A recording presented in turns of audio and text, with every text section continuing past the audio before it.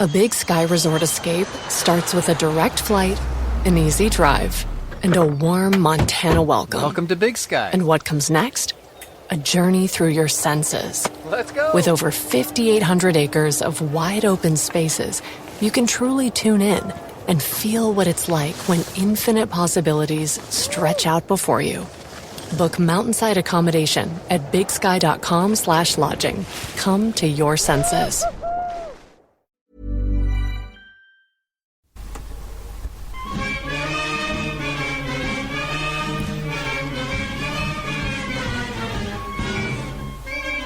Hello, EggChasers. Welcome to the EggChasers Rugby Podcast, the podcast about rugby that doesn't take itself or the game too seriously, and the podcast about rugby that is there for you 52 weeks of the year. Come rain, come shine, whether there's rugby on or not, and we've been doing that for, well, we're into our 11th season now. We didn't actually mark the 10th anniversary. No. Sorry. No, we didn't.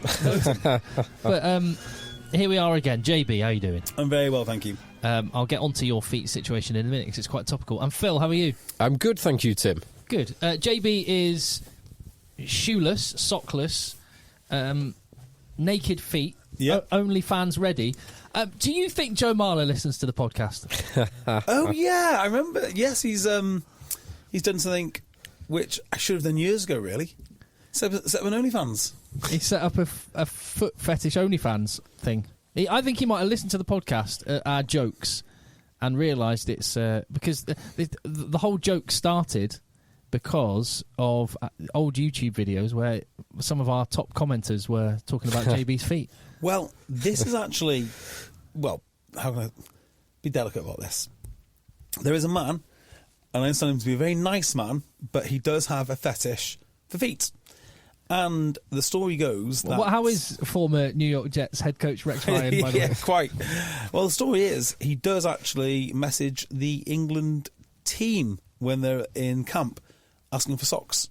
And they say he's a perfectly normal bloke, but he just wants these socks. Sure. We'll just get them out the laundry. No, don't wash them. Absolutely not.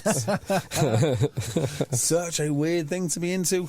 But, who am I to judge? Yeah, exactly. Everyone has their little intricacies. Pro rugby players do have pretty rough feet, in my experience. My brother's feet, like the number of nails that have fallen off, gone black. Oh, nothing worse than someone standing on your toes. Yeah. Nothing worse. I think he stood on a few feet. And fingers, probably.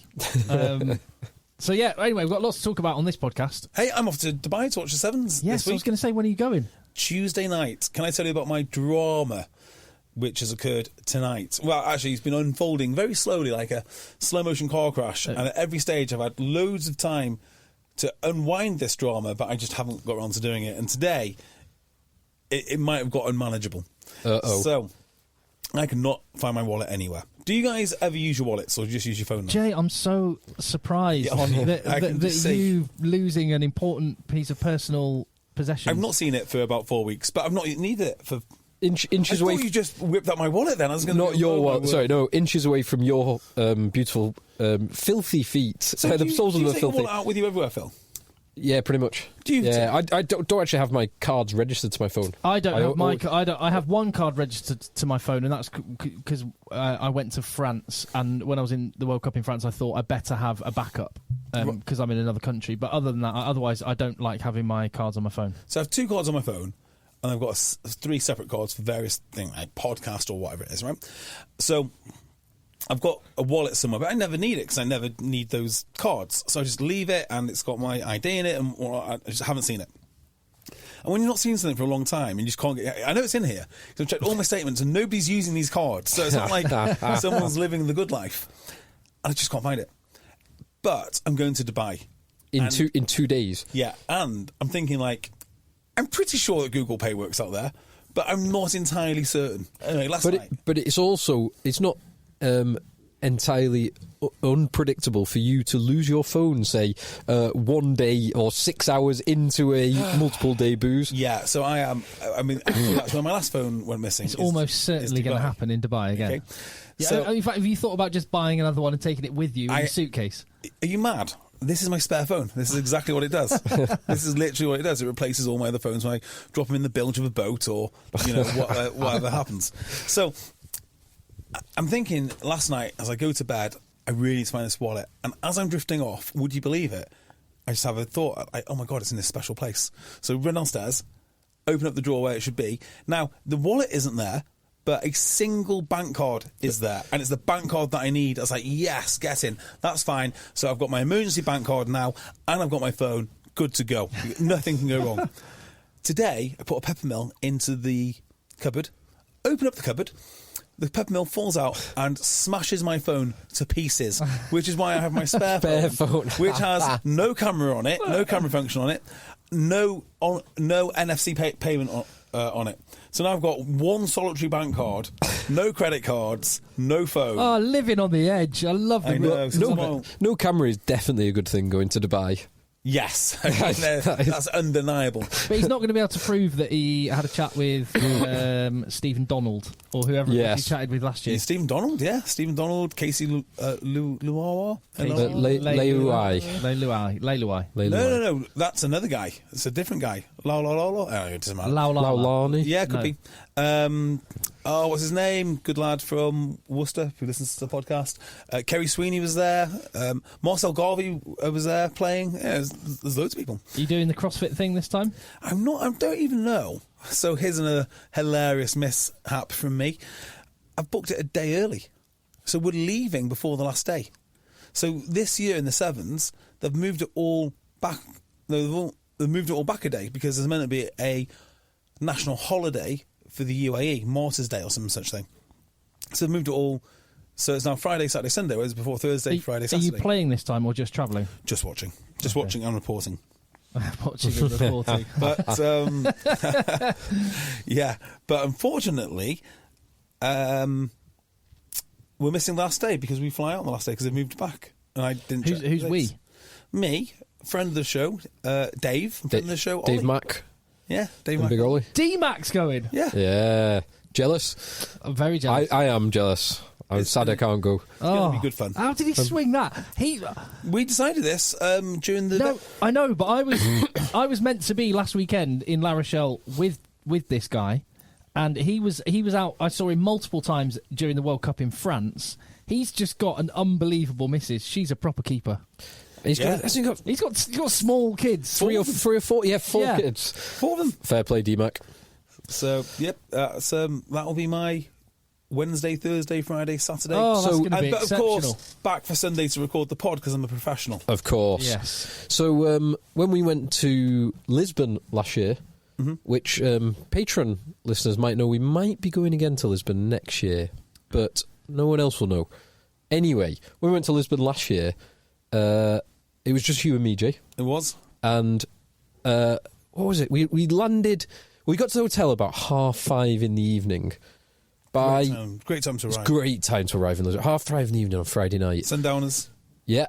So now we had a glass of wine in the hotel and then we're out. Get me to altitude. Yeah. Yes. That's exactly what we did. We did. We found a few different bars at altitude. And the gradient, as soon as you go away from the sea, it gets pretty steep, pretty hilly pretty quickly. Anyway, by... What time was it? 8:30, 9 o'clock? You'd already lost your wallet. So I tell you where I was. We were in some pink nightclubby bar thing. Yeah. And I remember the guy, and I'm almost certain that he was the one that pickpocketed me. Well, what it meant was for the next 2 nights, or that night and the full day and night after, and the day after that, it was me just buying all the drinks, putting them all on my card, and then we split the bill afterwards. So either D-Mac or Ollie has got to look forward to that at some point. Unlucky. Well, I'm staying with my dear friend Kenny. So Should be all right. Perfect. Anyway, Kenny, whose wedding I crashed in South Africa. Vaguely related to rugby. There is a Rugby Sevens tournament going on there. It is the Rugby Sevens tournament. Well, more and more is getting a big, because the financial pickle rugby's in. More and more rugby is going to be taken out to that part of the world, isn't it? Yeah, and maybe one of the nice little offshoots of the financial woes of the game, yet the undeniable commercial attractiveness of it to certain people, is that we're going to have entrepreneurs who set up events like Dubai Sevens, like Bournemouth Sevens. I mean, these Sevens festivals are as popular as they have ever been. And the element of it which people love is the festival element. So I can see it. Wasn't it the World Sevens event in New Zealand? A few years ago they made dry. Yeah, cheers, lads. And nobody turned up. Weird, that, isn't it? Funnily enough, This is why the Sevens isn't the rugby's not the main event. Well, this is why we need to take as many things off the administrators as we can. We don't want administrators administrating the game. Simple as that. Maybe we can hire them in to literally fill in tables, and that's it. But they should Just have tick boxes. Yeah. They should have no say in what's going on. Look at the mess that Australia find themselves in. Look at the mess the RFU find themselves in. Well, the Australia mess, I was reading about this. There is a potential 7-figure loss for Australia because they didn't fill out a form. So, and this is, you could argue, I don't know if, I think Phil Waugh is having to deal with this one. I don't know if he was in charge when it happened, but it wouldn't surprise me because Phil Waugh, I was surprised when he became CEO of Australia. Great bloke. Brilliant rugby player. Not a lot of experience about running a giant organisation. No, but this is the thing, Tim, right? You can't get mixed up in this. Yeah, okay. So anyway, let's move aside from the Phil Waugh thing. What Australia did is that they said to Bernard Laporte at the time it was, and if there's one person you're dealing with where you want to get something in writing, it would be Bernard Laporte. Yeah, I mean, well, who's currently on a suspended prison sentence. You either want everything in writing or nothing in writing, so there is no evidence of your transactions with Bernard Laporte. When Bernard Laporte says, "Do you want a 6-figure sum to go missing?" That could mean various things. Yeah. So Bernard Laporte says, "You come and play us in France, and we will give you 1.7 million Australian dollars." Australia didn't get a contract signed and are now out of pocket 1.7 million Australian dollars. Oh, and Laporte, what's he doing? Has he bought another villa? Yeah. Well, he's on a suspended prison sentence. Word. I'd rather him running the RFU though. I still have him running. Probably. Well, on that, before we get into the actual game elements, and there's lots of good stuff to talk about there. That there's more.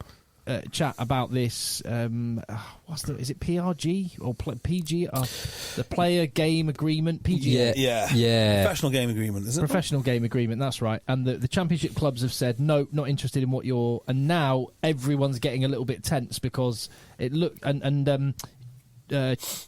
Barron. Francis Barron. Yeah. Who actually, when you look back at rugby now, the golden years, you sort of think, give me Francis Barron back. He knew what was doing. He knew what was going on. And Francis Barron, I was reading the rugby paper earlier, Francis Barron has said, under no circumstances should the RFU Council allow the RFU to sign off what they're planning to sign off. It will be a disaster. Yeah, so you're not wrong about Francis Barron. You look at his tenure and you think, yeah, to be fair, wasn't that bad, was it? And for all the criticism of the old farts in blazers or, white guys in blazers, it's a damn sight better than the professionalisation of sport. And I don't know what the answer is, because on the one hand, you can't have a bunch of amateurs running a organisation this big, but you also can't have a bunch of employees. Someone has to own it. I mean that. The way forward is somebody actually has to own the RFU. In the same way, someone has to own the rugby clubs. Elon's South African. He likes his rugby, doesn't he? I mean, that'd be ideal, wouldn't it? That'd be ideal. But you look at the NFL model. The commissioner works at the behest of the owners. He's not there for the benefit of the sport. Yeah. He's not there to grow the game. He's not there to build women's teams or wave rainbow flags. He's not there to do any of those things. He's there just to execute the will of the owners. So, in other words, he's there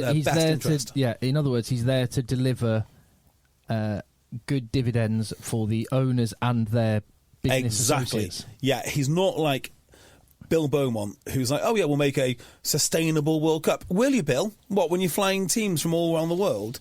You need an owner. I strongly believe this now. So this looks like it's going to rumble on the RFU, I think, and now a little bit rabbit in the headlights, like, the Championship haven't just agreed to what we're saying. What do we do now? Because we wanted the Premiership 2 thing, and so this thing's going forward, but there are stakeholders that aren't there. And one of Francis Barron's things that he suggested was there should be a absolute hard line in terms of how the funding is distributed that the RFU have, and he suggested a 35-15-50, 35% to the English national team, to the Premiership, 15% to the Championship, and 50% to the community game. He said that would be his just as a hard and fast rule. 35-15-50, I think is what he said. So the first thing which comes to mind is it's lovely to have money for your rugby club. It is. Mm-hmm. But it does breed complacency and it breeds a dependency culture. And I think we are really guilty of that in the UK.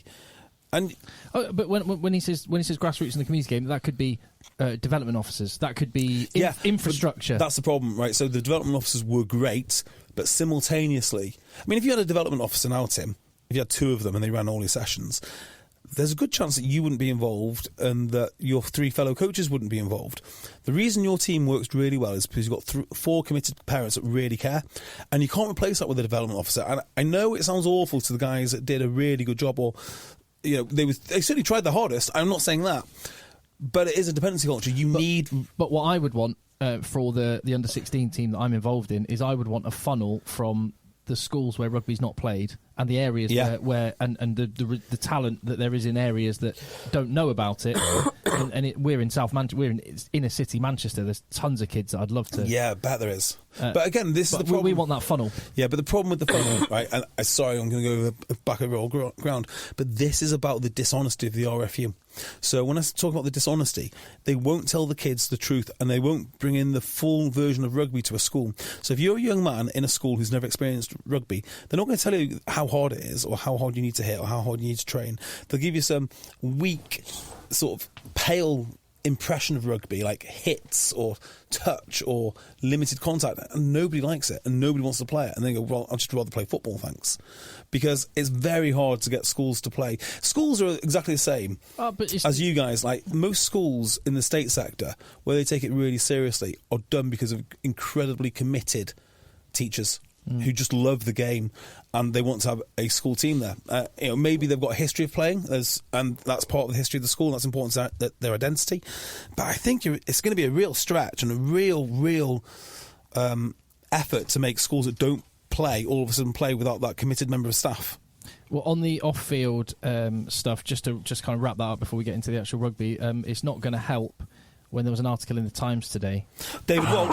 David Walsh, I think it was, wasn't it? David Walsh, yeah. So I've not actually read... I have read this, but because of my phone situation, I've not managed to get my notes. But we'll deal with David Walsh substantially another time. Yeah, but the headline was, thousands of children a year get head injuries on rugby field. What a clown. And he paints, which is the issue with this, paints a very, very one-sided issue. Yes, rugby's... right, newsflash, rugby's dangerous. It's dangerous. Newsflash, people get injured when they play rugby.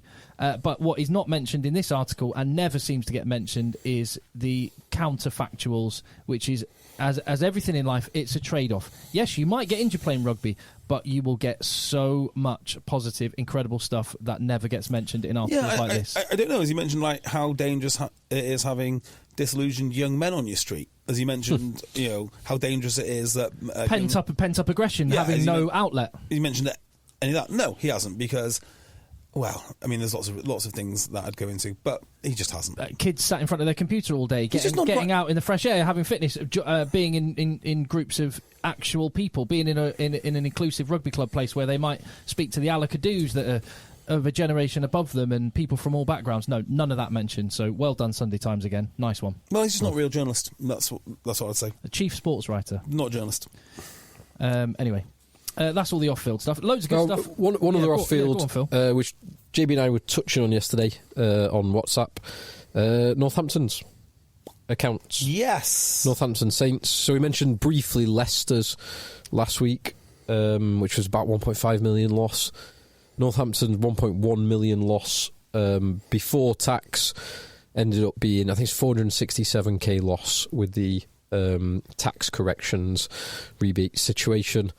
Which is down from they made a very small profit the year before, but only because of really accountancy quirks. Wasn't it an insurance payment of some description? There was insurance, and they were still amortising the, if that's the right term to use in this situation, perhaps not, the CVC payment, because they did it over 5 years. That's okay. So that meant they had a small profit last year, small loss this year. 1.1 down to 400k loss this year. I don't know how it looks on a balance sheet, because I know that I don't think you would get it counted as a profit, but you would have assets are on a balance sheet when you look. Balance at would be on the balance sheet, yeah. So, but it wouldn't be in. It wouldn't discount from this number. But what Northampton Saints have, if you go to Franklin's Gardens or Franklin's Gardens Cinch Franklin, Cinch, whatever you have to call yeah. it these days. Has it got a name, is it? Yeah. But what you will see at St Franklin's Gardens is the indoor training centre right outside the stadium, which is what they use some of their COVID money on. So they did say, so that was CVC money on, sorry. That was in their, they reference that. So obviously you have your balance sheet, which is your assets and liabilities, and then your profit and loss statement, which is exactly what you think it is. It's the profit and loss in the given period. Yeah. The balance sheet being a snapshot at the end of that financial year. Cash in Northampton has gone down significantly in the year from, I think it was more than 6 million to about 2.5 million.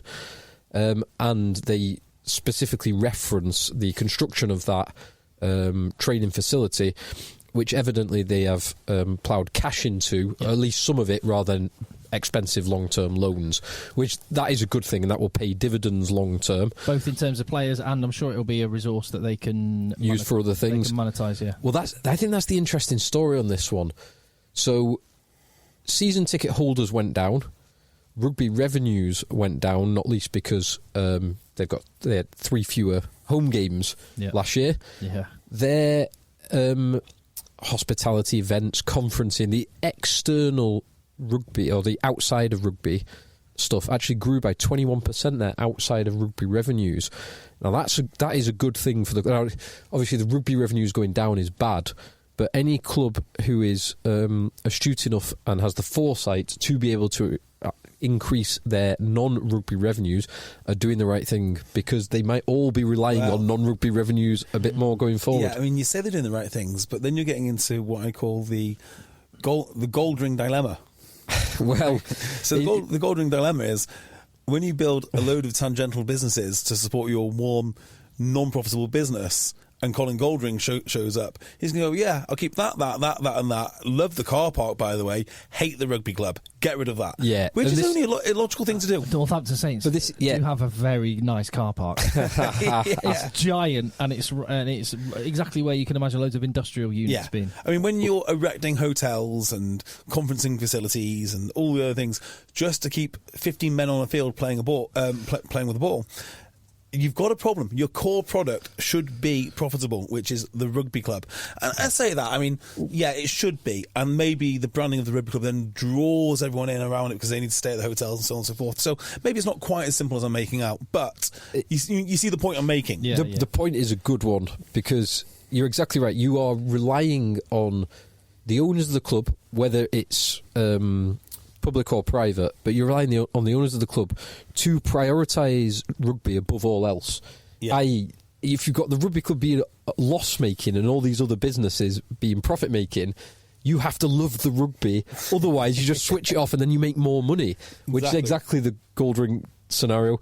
Now, Wasps tried this as well, so their purchase of the Ricoh Arena was a profitable business in its own right.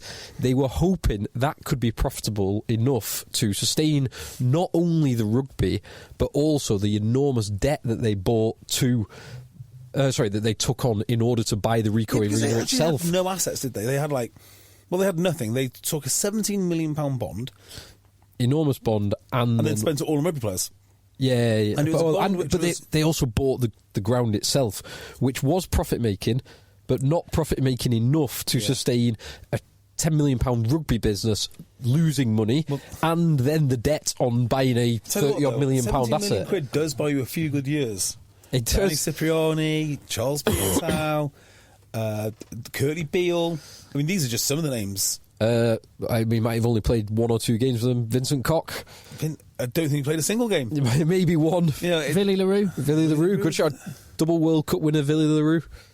Although he's before his Cal Eastman rings. There's all sorts of great players that went through there. But yeah, again, same sort of thing. The rugby was not profitable enough. Yeah, trying to buy all these other things just doesn't really make sense. I mean, we've mentioned it before, and it's one to keep an eye on. But they're in the early stages of talking to Sevenoaks Council about having a Wasps side in Kent. Their latest. How do you possibly support Wasps? Like, how, if you've really invested into Wasps as your team, how do you then go, oh, cool, we're going to Kent? I mean, that's a really difficult place to get to from Coventry. You don't get to Coventry and think, I'm nearly in Kent. Depends. Kent's pretty big as well. Depends where in Kent. I mean, Kent is a good place for Seven a rugby Oaks. club. There's no two ways about that. But Well, what Kent probably needs, I think my geography's right on this one. What Kent probably needs is Blackheath to the club, because I know they're not Kent, but they're southeast London, right? right, Yeah, Down towards there. they're like Greenwich way, aren't they? Well, maybe it's should, not quite. Maybe it's not quite south enough. Worcester Yeah, have it might no not home be. ground and play at. Well, just different venues every single week. They just book them out in advance. Like 1 week it's Old Trafford. Harlem then- Globetrotters. Yeah, yeah. And But Tottenham actual Stadium. games. You know, just make it into a feature. It isn't a Yeah. bug. It's a feature. We have no home, and you don't know where you're going It's to be like playing. the Wasps tour. Yeah, The fixture list gets announced, and then they work out the. and then everyone locations. gets excited because they're playing Wasps, and this week we're going to be playing. Do you know what? They'd probably get better attendances than They having one probably would. fixed home. Well, yeah, because They went go to Actually, all we need to do is get the people of Bournemouth to come to one game. One game a year. yes. Yeah. And we're going to be playing Leicester Tigers. And then Leicester we'll come Tigers to- like, well, this is awesome. We're going to take all our fans down to East, Seaside. East Anglia, and they can sort of dip there as much as anything. You can dip your toe in the water and see which one. Oh yeah, I think it might be worth Worcester coming back here. returning to East Anglia after last year's amazing game. You know, look, nothing else is working. Give it a go. But that whole kind of the positive side of the Northampton there, that they're growing their alternative businesses, which for now is a positive because they are very much invested in the rugby. That is one of the reasons why I'm still nervous about potentially more teams going. And I know the Temple of Fun is a very well run place, but Sale don't own it. They're going to lose a lot of money this year. Their ability to generate additional income is enormously curtailed by the fact that they don't own their own ground. Yeah, it is a real problem. Just back to Northampton, I think they're probably the gold standard in terms of how you run a club. There's not many which are more professionally run. So it's worrying that even they are not making. I have profit. noticed to fill the void with some of the fixtures that you mentioned that Premiership sides are without 3 home fixtures they don't have this year. You'll notice that a lot of clubs, I think I saw Exeter were the latest to do it, they're playing a Welsh team on the day. I mean, it's smart thinking. It goes contrary to the player welfare, play less thing. Let's just get more games. But I understand it because they've got money that they've got. And they are playing fewer games than they have for the last however many years, True. 20 years. And English clubs are probably not going to get that far in Europe, so you know there's that as well. But they're playing during the Six Nations on the day of the England-Wales game. One of the Welsh sides, I forget which one. And so it'll be Exeter v whichever Welsh team it is, which is quite cool. Yeah. And then at the stadium, as the prelude to the stay game, and watch England v and then Wales. you can sell all those extra pints during the main Which game. is a neat idea. That is a good idea. Yeah. Various things you can look at. So, like, it depends how interwoven with the community you are. As we know, Exeter is a wonderful club and is very interwoven with the community. But they have weird games there, like the Argyle Cup. You know what that is, right? So this is Plymouth v. Argyle Cup is the 4 branches of the Marines. It's like the training corps. I can't remember. Nice. We can't remember what the branches of the Marines are. I'm but, like, interested. and then they play each other, but they play each other every single day. So there's no let off. So they play, I think 3 days running or 4. I don't know. So the group stage, and then there's like a final. If I remember this correctly. Now you can fill that with a good few thousand Marines, and if that's on the weekend of England-Wales or whenever you need to play it, you can make that into a real feature. And there are various games and tournaments around the country which you could get involved with. You just need to work out how you do it, what's important to who. Even like the university games are really, really important. You know, you're involved with university rugby now. You've played varsity rugby, Phil, and these games get a real attendance. Varsity, not Oxford, Cambridge varsity. Slightly different. So I'm involved with the Manchester Metropolitan University. They're we don't need to go into the ins and outs, but their game against the University of Manchester, the big match, was played behind closed doors last year. Well, I went to an MMU Uni of game. These are the days when MMU used to get absolutely battered by Uni of. So it might be 10 years ago now. And it was at Haywood Road. It was wild. Absolutely wild. Flares going off, naked students everywhere. It was awesome. It was really... Because don't get... I mean, there's a few bits of shouty behaviour, a few bits of nakedness. One of my favourite memories from a varsity game was it was Exeter University and Peter Phillips, grandson of the Queen, R.I.P. Princess Anne's eldest. Anyway, he was like a couple of years above, and he was in the stands. I can't remember who we were playing, but it was Exeter v someone. Anyway, the opposition fans started a chant, "Your dad works for my dad." Your dad works for my dad. Yeah. And the crowd suddenly, before you knew it, was singing, "Your dad works for his gran." Your dad works for his gran. You're right. The university games are amazing atmospheres. They are really wild. I mean, I'm not sure if that's exactly the way we rescue rugby. That's not the way we rescue rugby, or the way we want to portray ourselves. Or drunken Marines. We've got to think of something which isn't drunken Marines or drunken students. But there are some games out there. Let me give you some more credit. Let me give some more credit to Northampton.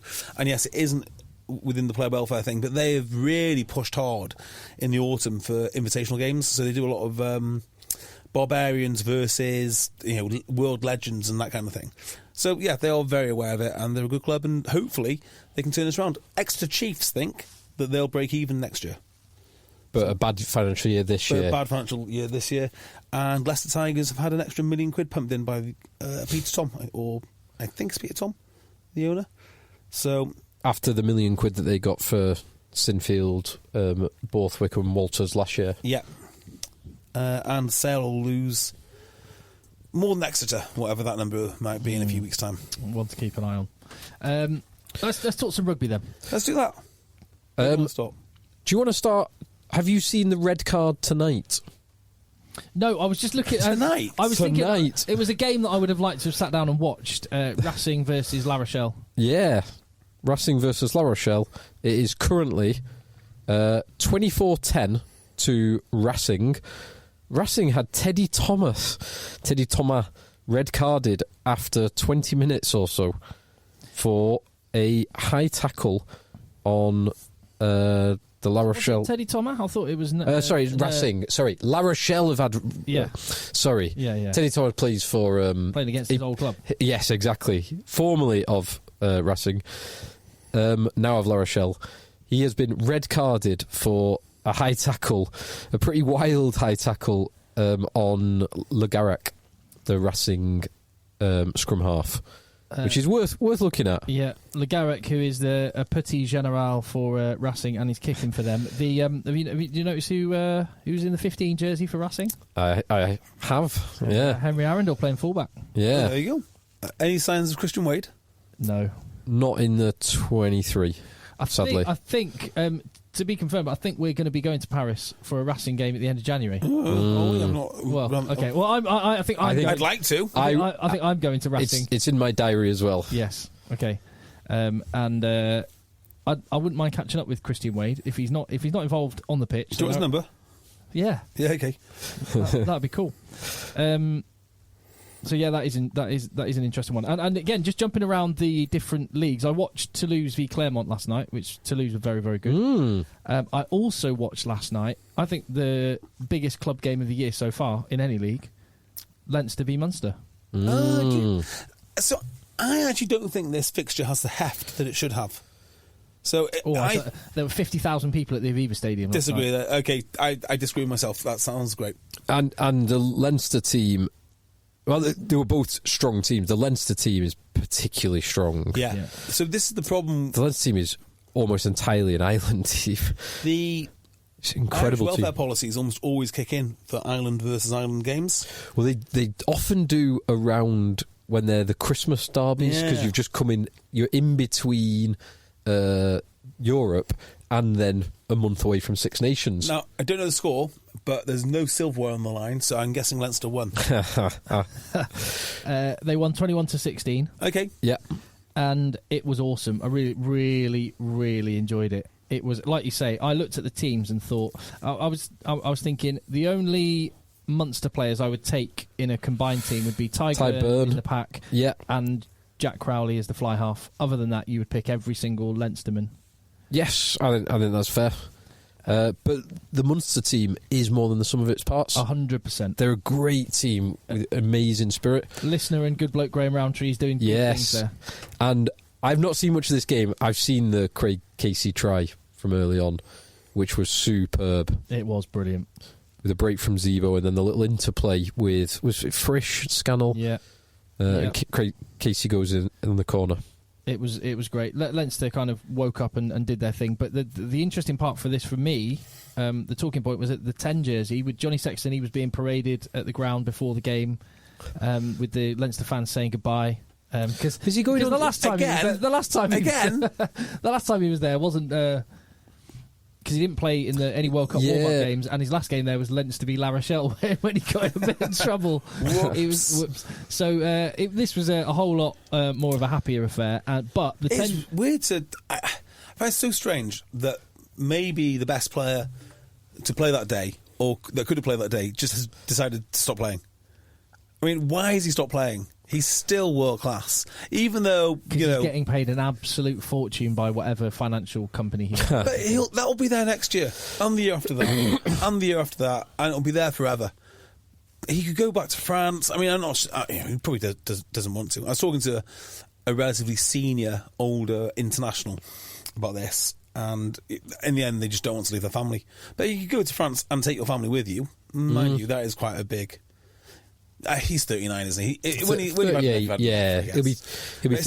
end of the season. Still do it. He's still good. He's still brilliant. He can still do it. I totally agree. Well, Ross Byrne was wearing 10 for Leinster and went off really injured, and he was obviously gutted because he fell down for Ireland, the pecking order behind Jack Crowley, who he was up against, went off injured in a massive game, and Jack Crowley absolutely bossed it. And Kieran Frawley, who came on for Ross Byrne, look really good as well. So I think Ross Byrne will be 5p, 50p. Bit scared about losing his spot maybe for Leinster. I think he will be the main man, but they've got two others. His younger brother, who's meant to be the boy. Who's meant to be the boy, and Sam Prendergast. Who's meant to be the boy. I would start looking in France for under 20s. I start looking in France for a few opportunities now. Yeah. So, but I do like Jack Crowley. So I've really enjoyed that game. So that's interesting. The battle of the fly halves and the pecking order for fly halves, because maybe we could use that to start us off on Friday night, where last week we had two England fly halves up against each other in Magic Marcus and Sir Owen, and it was a comprehensive victory for Owen Farrell. This week, Marcus Smith got chance to go up against another England fly half. Yes. Although second choice England fly half at Northampton Saints, and Marcus Smith was again summarily outplayed by man of the match George Furbank. Yeah, so George Furbank last week I thought had an awful game, a truly awful game. Close to the action, he does look a bit better. I mean, he played well. Northampton played very well in general. If I was Quins, I'd be super disappointed about this. Because I think Quins, of those two teams, is the more substantial, more balanced team. I think they have the advantage over Northampton in almost every single area. I just think they're really quite good. But they're just fickle. And that beating against Saracens has left them in a very fragile position. And, they just... Well, what can you say? They got absolutely battered. I don't totally know that I agree with you in that...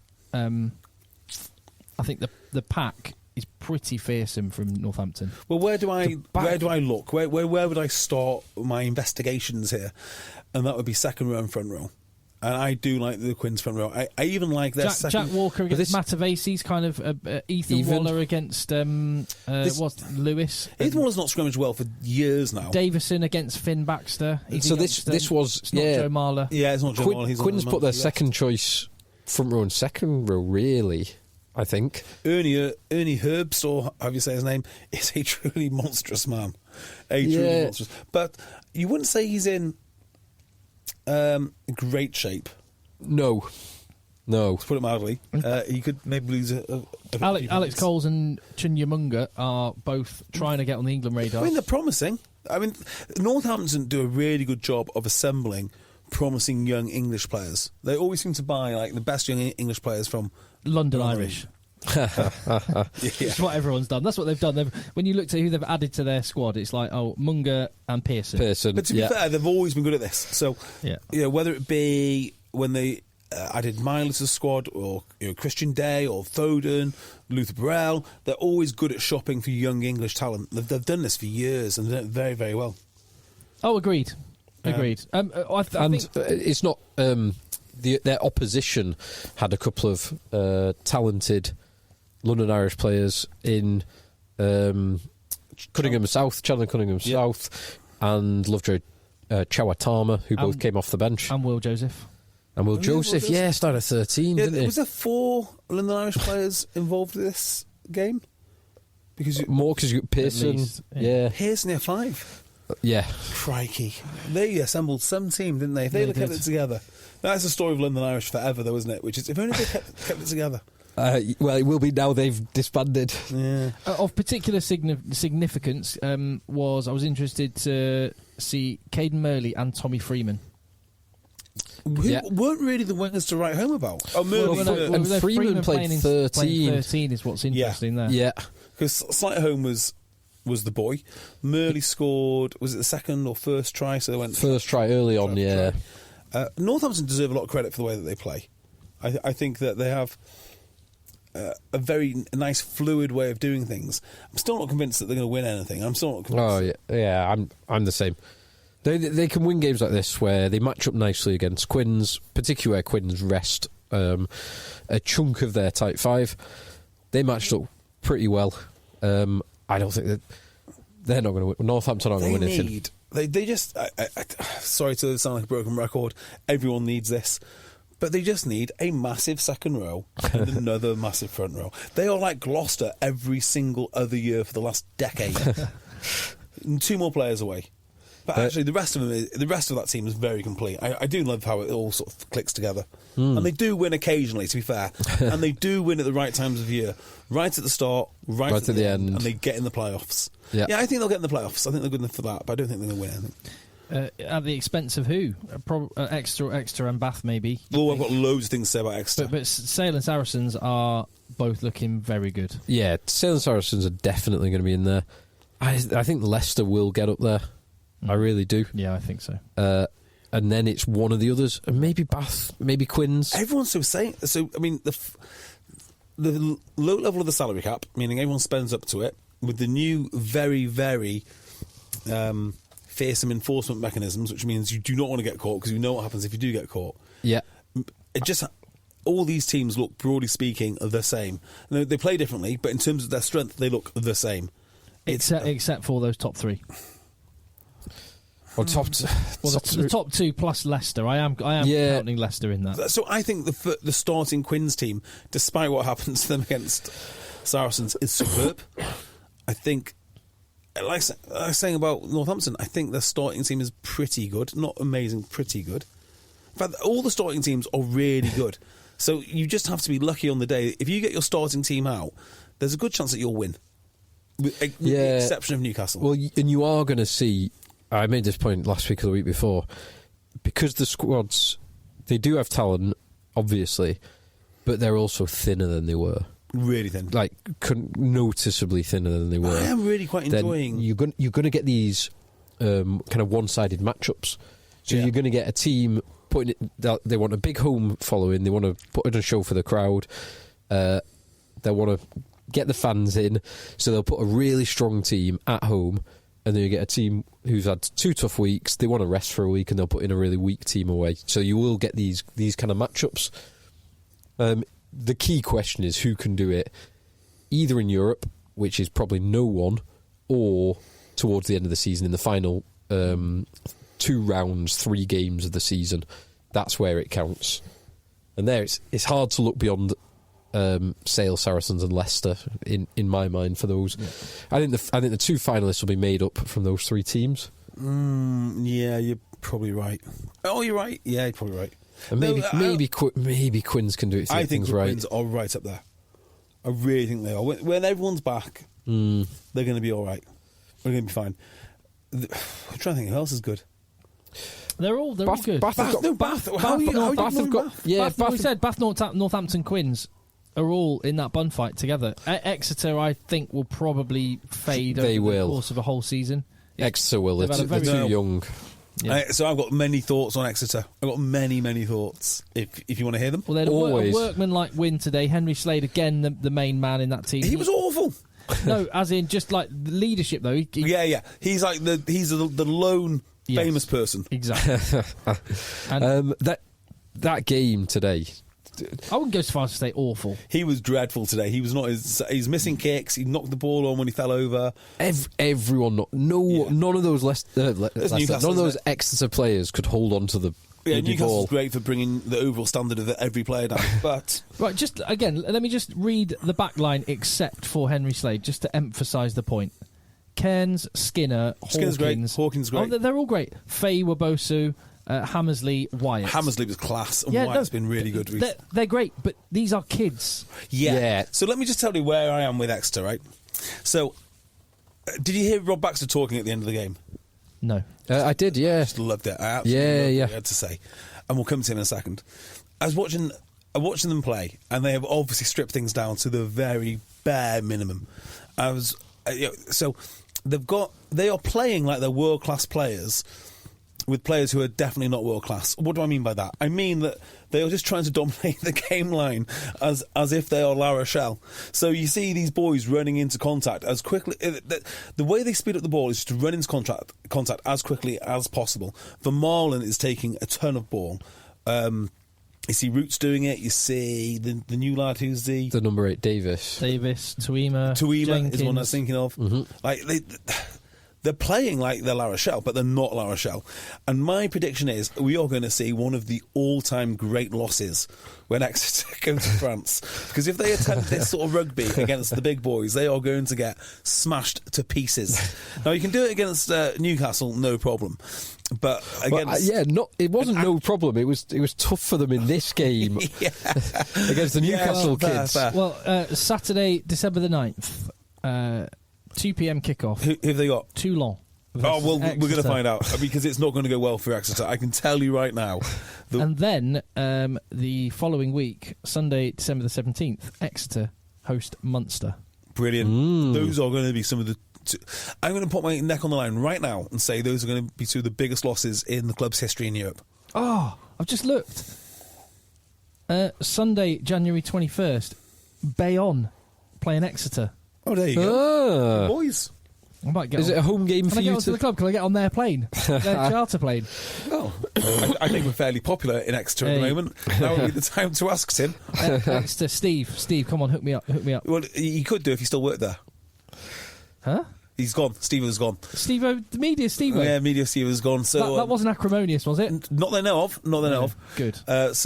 Yeah, great guy, actually. He's one of the best... In fact, I would go, now he's departed his role, and I don't know the circumstances of departing his role. Hopefully, he's gone on to something great. He has, yeah. The best comms guy in the Premiership. I really enjoyed talking to him. The point. I can say this. I can speak really openly now. Steve would tell us the team days in advance, because there was just total trust. That weren't gonna spill that news anywhere. What about your fantasy rugby team, Tim? Well. I won 2 championships. That's all that matters.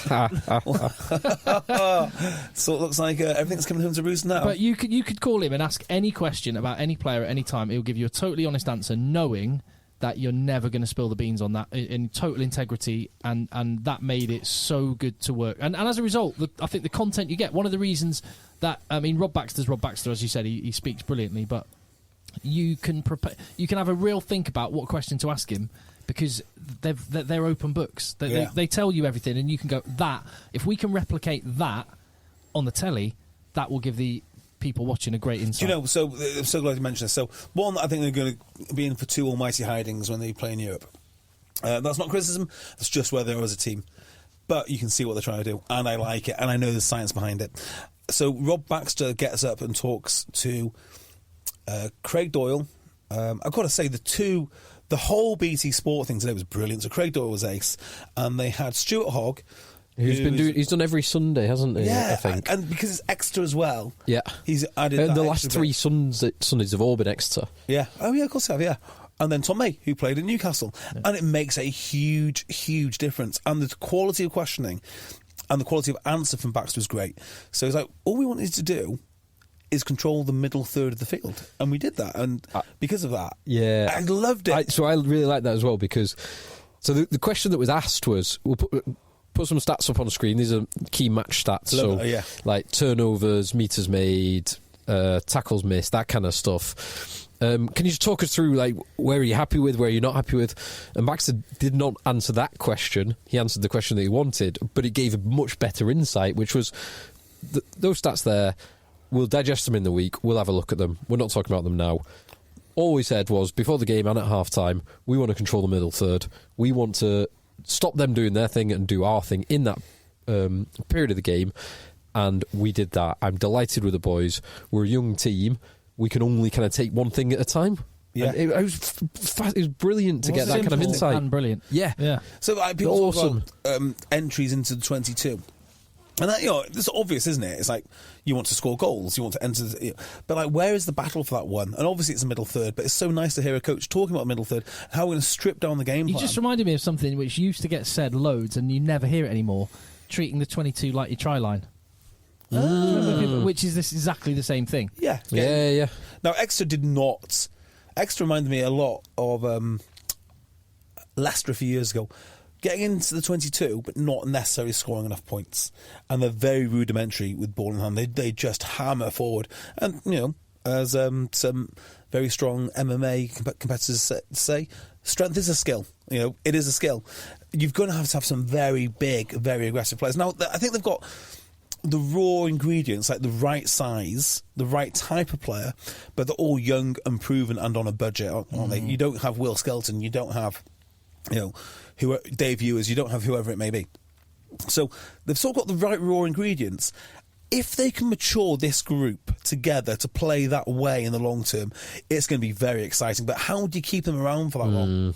Because as soon as they become the players that Exeter want them to, playing the game plan that they want them to, guess who wants them? Everybody else in the world.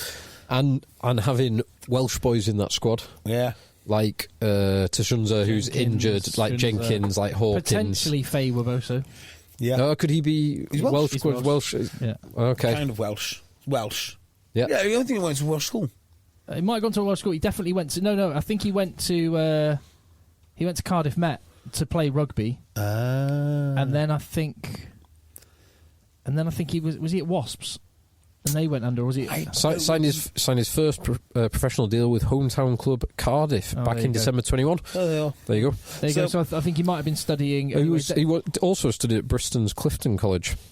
Oh, did he? Grew up in Llandaff. There you go. So very much Welsh. Yeah. Definitely Welsh. So what was I saying about Exeter then? They've got these young guys that everyone will want them. Yeah, and they'll just go. They'll just go because they're exactly the sort of players that will do well in France. Yeah.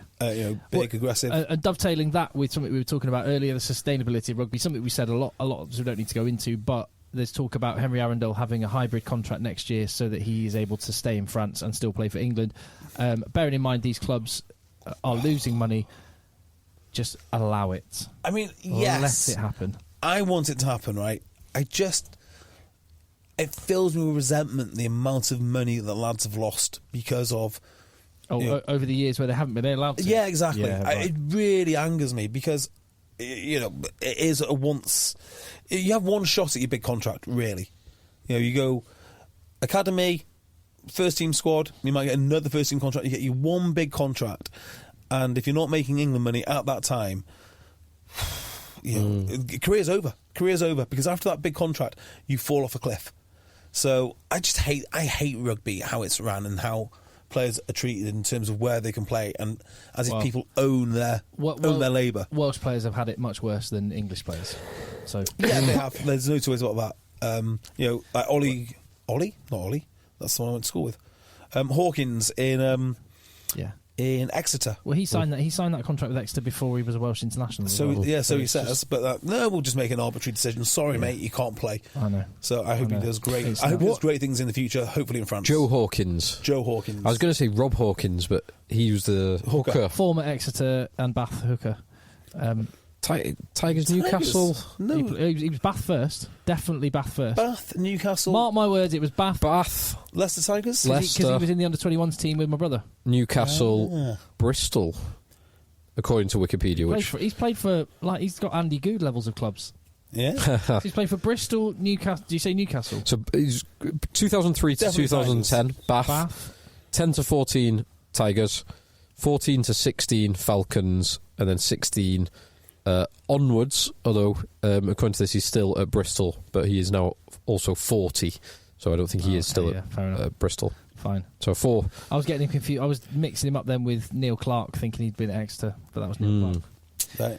Anyway, that game. So that game in the Friday night game, the Saints Quins game, it was kind of quite predictable. Early try from Murley, early try from Slightholme, and then you're on to this try-fest. 5 tries in the first half, 5 tries in the second half, 10 tries overall, lots of tries. In that Newcastle game, 3 tries, a try after 39 seconds, 3 tries in the first 10 minutes, and then nothing until the 65th minute where Exeter scored the 2 tries to take the game away from Newcastle. But they teased us with a try-fest, and it just never materialised. Yes. It just kind of fell apart. Well, it is in the northeast. It was. I'm sure it was very, very cold. It did look cold. It did look cold. Absolutely brutal. In the standing stand behind the try line, left-hand try line as the camera's panning across the pitch, there's basically no one there. It looked like an Arctic wilderness. So what was the attendance? I've not seen it. Well, they not released big. a tweet from Newcastle, I think, this week saying, "Congratulations, 60% full," which would be great. But then it followed up with one particular stand. So one of the stands was 60% full. It was not that one at the end. No, it was not. Yeah. Newcastle, I feel like they're not a totally lost cause, but they've got to keep this team, the young guys together, the guys with experience.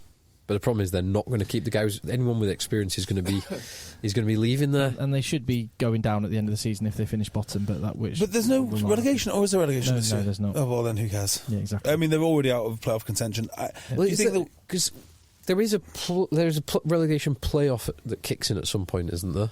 One day next year, I think. Is that next year? Yeah. But apparently, they say. I believe it when I actually see it. But it's also only eligible if the team getting who win the championship meet the eligibility criteria, including having a 10,000 seater stadium. Yeah, which maybe one currently does. It's allowed to be 5,000 as long as they have plans for the other 5. Just dovetailing from Exeter, I think it's appropriate to just glance across the channel to POW, who are top of the top 14, and absolutely Joe Simmons and Dan Robson absolutely smashed. Yeah, Dan Robson and Joe Simmons. Was it Stade Francais? Smashed Stade Francais. Joe Marchant, Stade Francais. 30 points to 6. So do you think they'd have done better if England had taken Robson and Simmons to the World Cup? Well, neither of them will play 13 like Joe Marchant, but maybe. And they're both playing behind I'm just having a look at the Po pack, but they must be playing behind a good pack. But I don't recognise many of the names. Just Luke Whitelock, Kiwi number 8. Luke Whitelock and Papidza, the Georgian prop. But how do you know that Papidza's Georgian? Yeah. I don't recognise any of them. But it was a beatdown. I'm just looking at the top 14 table. The mighty Bayonne are just above the relegation spots. That's a bit nerve-wracking. So are La Rochelle, though. What? They're going down to well, I've not committed to support them yet. They'll be all right. Let's just see how this goes. And my beloved Bordeaux. I was asked, 7th. So let's just, we got an email actually. It's contact@eggchasers@gmail.com. We've got loads of emails this week. Yeah, we've got loads of emails. On that, one of them was, So we've talked about this. So Phil's top 14 or URC team is Ulster, and that was something we did on the podcast right in the early days. Yeah. JB's your beloved Benetton. I guess it is. I suppose it is. It is. Yeah, it is. It is. I do not have a URC team, and that was someone was asking, what's your URC team? I don't have one, and if we're filling in these gaps, maybe I should. Pick the Dragons. Go on, they. Top 14, I've gone with my beloved Bayonne. Phil's with Bordeaux, and JB is penciled in La Rochelle. No, well, Racing, I just can't see. It's easy. I don't know yet. The answer is I really don't know. I want to follow. Toulouse isn't taken yet, and I can get there easily. And I feel that is, glory hunting. But yeah, why not? I feel Toulouse might be the only club big enough for me. Because if I start supporting La Rochelle, it's going to be all about me and not about La Rochelle. You have a Stade Francais jersey. Yeah, do you know, I used to love Stade Francais. Why not resurrect your Stade Francais love? If you already used to love them, why not love them again? That was my first... Do you know an old flame? Can I just tell you how hard this kit was to buy back in the day? So I'm looking at JB pointing to the a bright pink... it's like a Barbie pink Stade Francais jersey with blue lightning bolts. This was the first ever Stade Francais pink kit. So when it first happened a decade ago... More than a decade ago, this was the one. That's probably nearly 20 years old now. Adidas was the manufacturer. Yeah, do you know what? I know where I was when I bought it. I was working in Beardmore & Co. Independent Financial Advisors. I was where I now currently work, so gone full circle. So yeah, you're right. I'd have been... How old would I have been? I'd have been 19 or 20 when I bought that. So it is 20 years old. Yes. So to buy it, there's no such thing as Google Translate. So you had to sort of work your way around the Stade Francais website. And also, at the time, I was being told off by my dad quite a lot for not working very hard.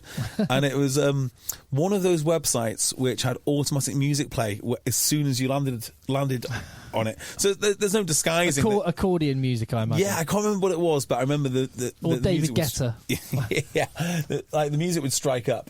And then I finally bought it, and it took something like 6 weeks to arrive. But when it did arrive, my word, look at it. Look at it.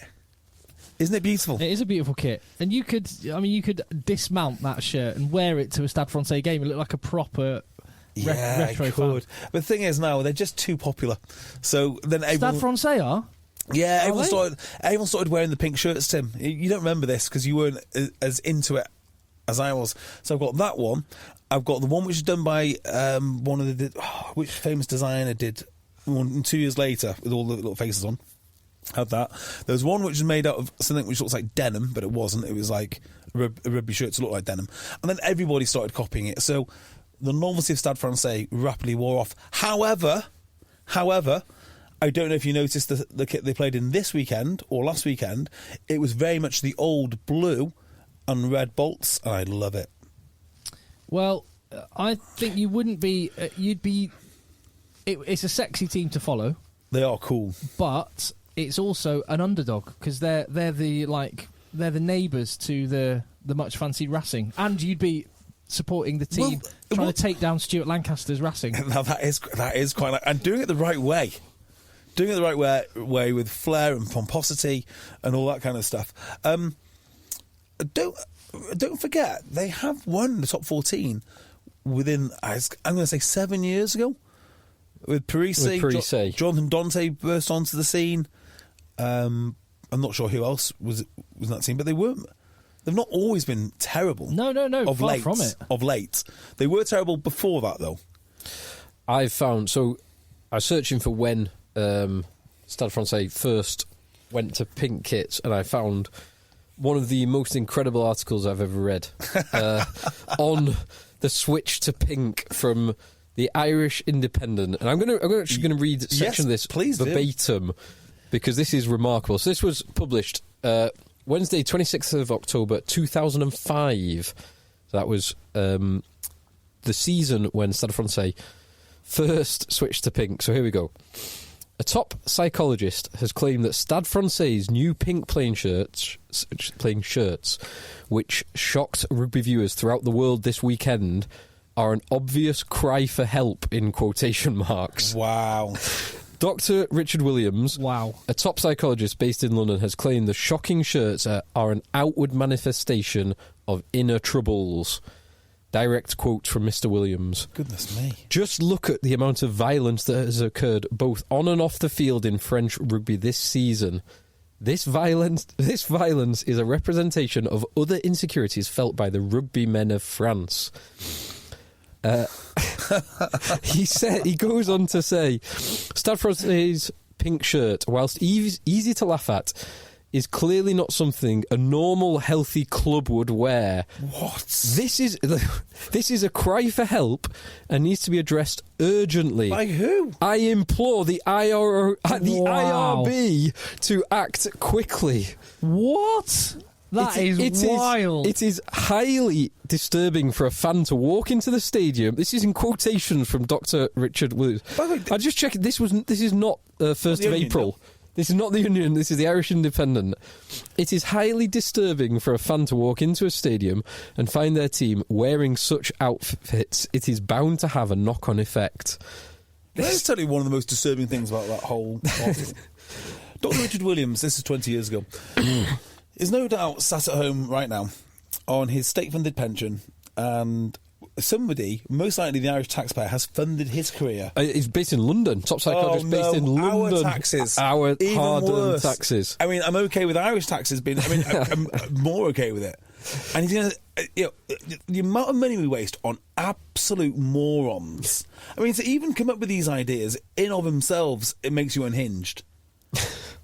A cry for help. I'm reading this. This has to be a joke. When was it published? April 1st? It was not April 1st. It was 26th of October 2005. We've come a long way. I feel we have. Like, I'm reading... So some of these... to the people that go, well, things are worse than ever. These issues are worse than ever. Like, just go back 16, 17, 18 years and read an article. My word. The worst thing in the world is that this guy is university educated. He probably is regulated by a professional body. He's probably receiving a whole career worth of taxpayer money, and he's probably retired now on the taxpayer.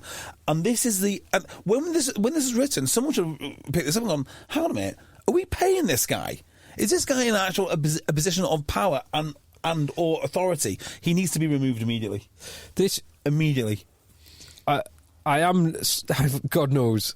This might actually be a parody article reading some of these quotes, or the world was very different at the time. Well, it is Irish Independent. According to this, Juan Martin Hernandez, the fullback, Stad's fullback for the game, the quote from after the game was, "I did not want to be seen in public like this. This is not rugby." No, this must be a joke. No, do you know, actually... Because the Irish Independent is notoriously clickbait. Hang on. This was 2005, though. Clickbait didn't exist then. Yeah, clickbait wasn't So it the wasn't same. on your...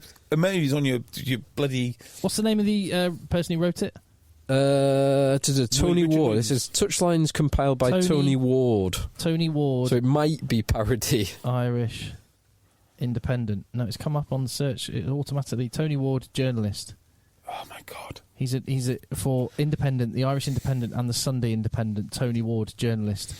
His latest article 3 hours ago. Leinster need more accuracy to win Europe. Is it a cry for help? And in I would believe that from Leinster. Last month, he wrote an article for the Irish Independent. I hate the D4 slur towards rugby.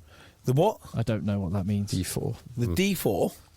Letter D, number 4. I don't. Let's not go in there. I don't know what that is. But D4.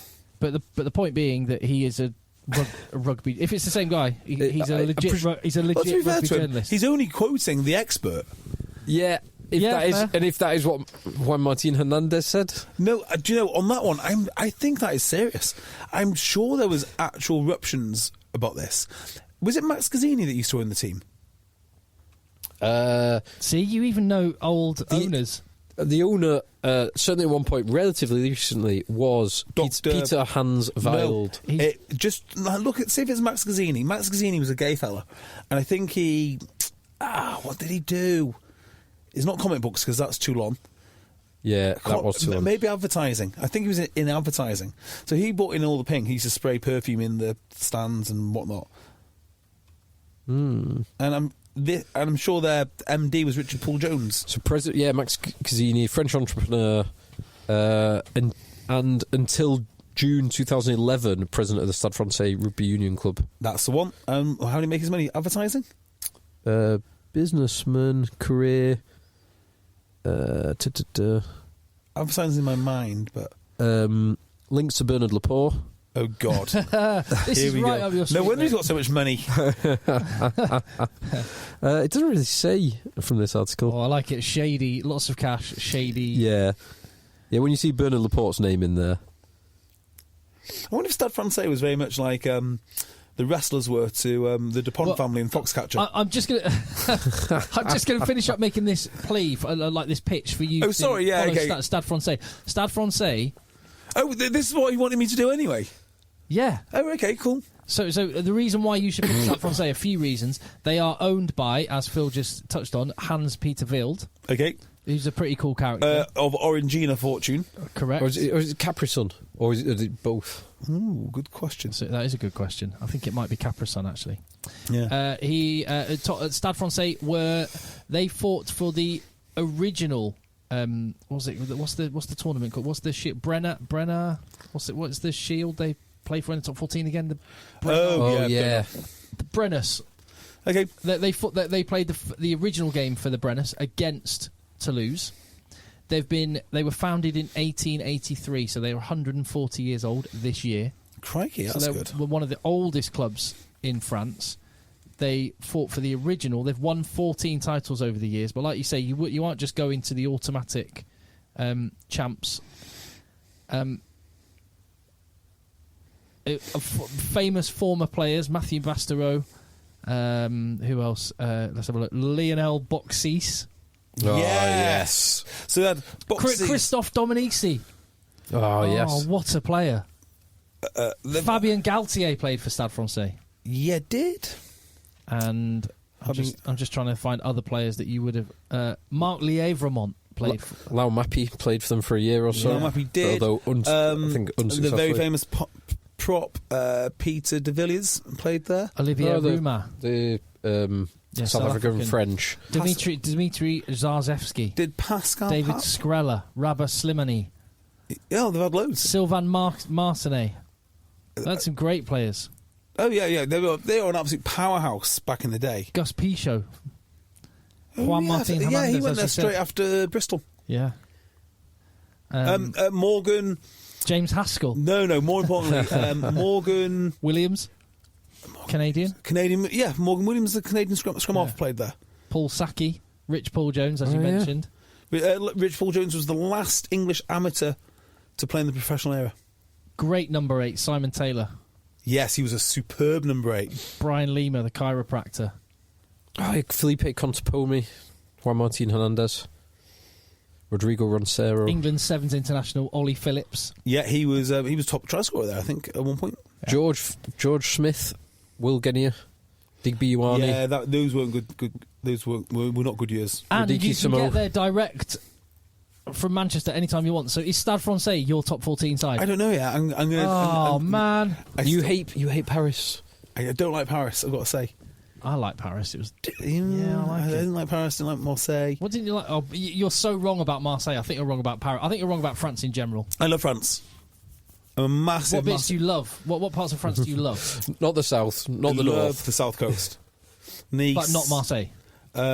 You've got to give Marseille. Not another Marseille. go. Oh, Yeah, maybe.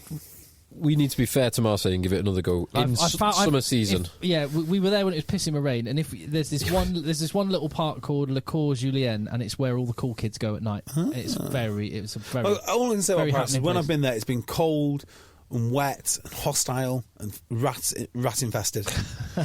That is one of the biggest memories. Yeah. Just the size and sheer number of rats. Yeah, it's incredible. Actually, They were enormous. Weren't they? Yeah, I mean, Paris is not a particularly attractive city. Beautiful. Paris. Some parts of Paris are amazing. I tell you what, other parts of Paris are a bit terrifying. I went to. They've got a museum there, and it's basically full of animal skeletons, and it was the most incredible thing I've ever seen. Like an old school museum. Like there was no links to slavery in it. It was just cases of bones, and it was amazing, absolutely amazing.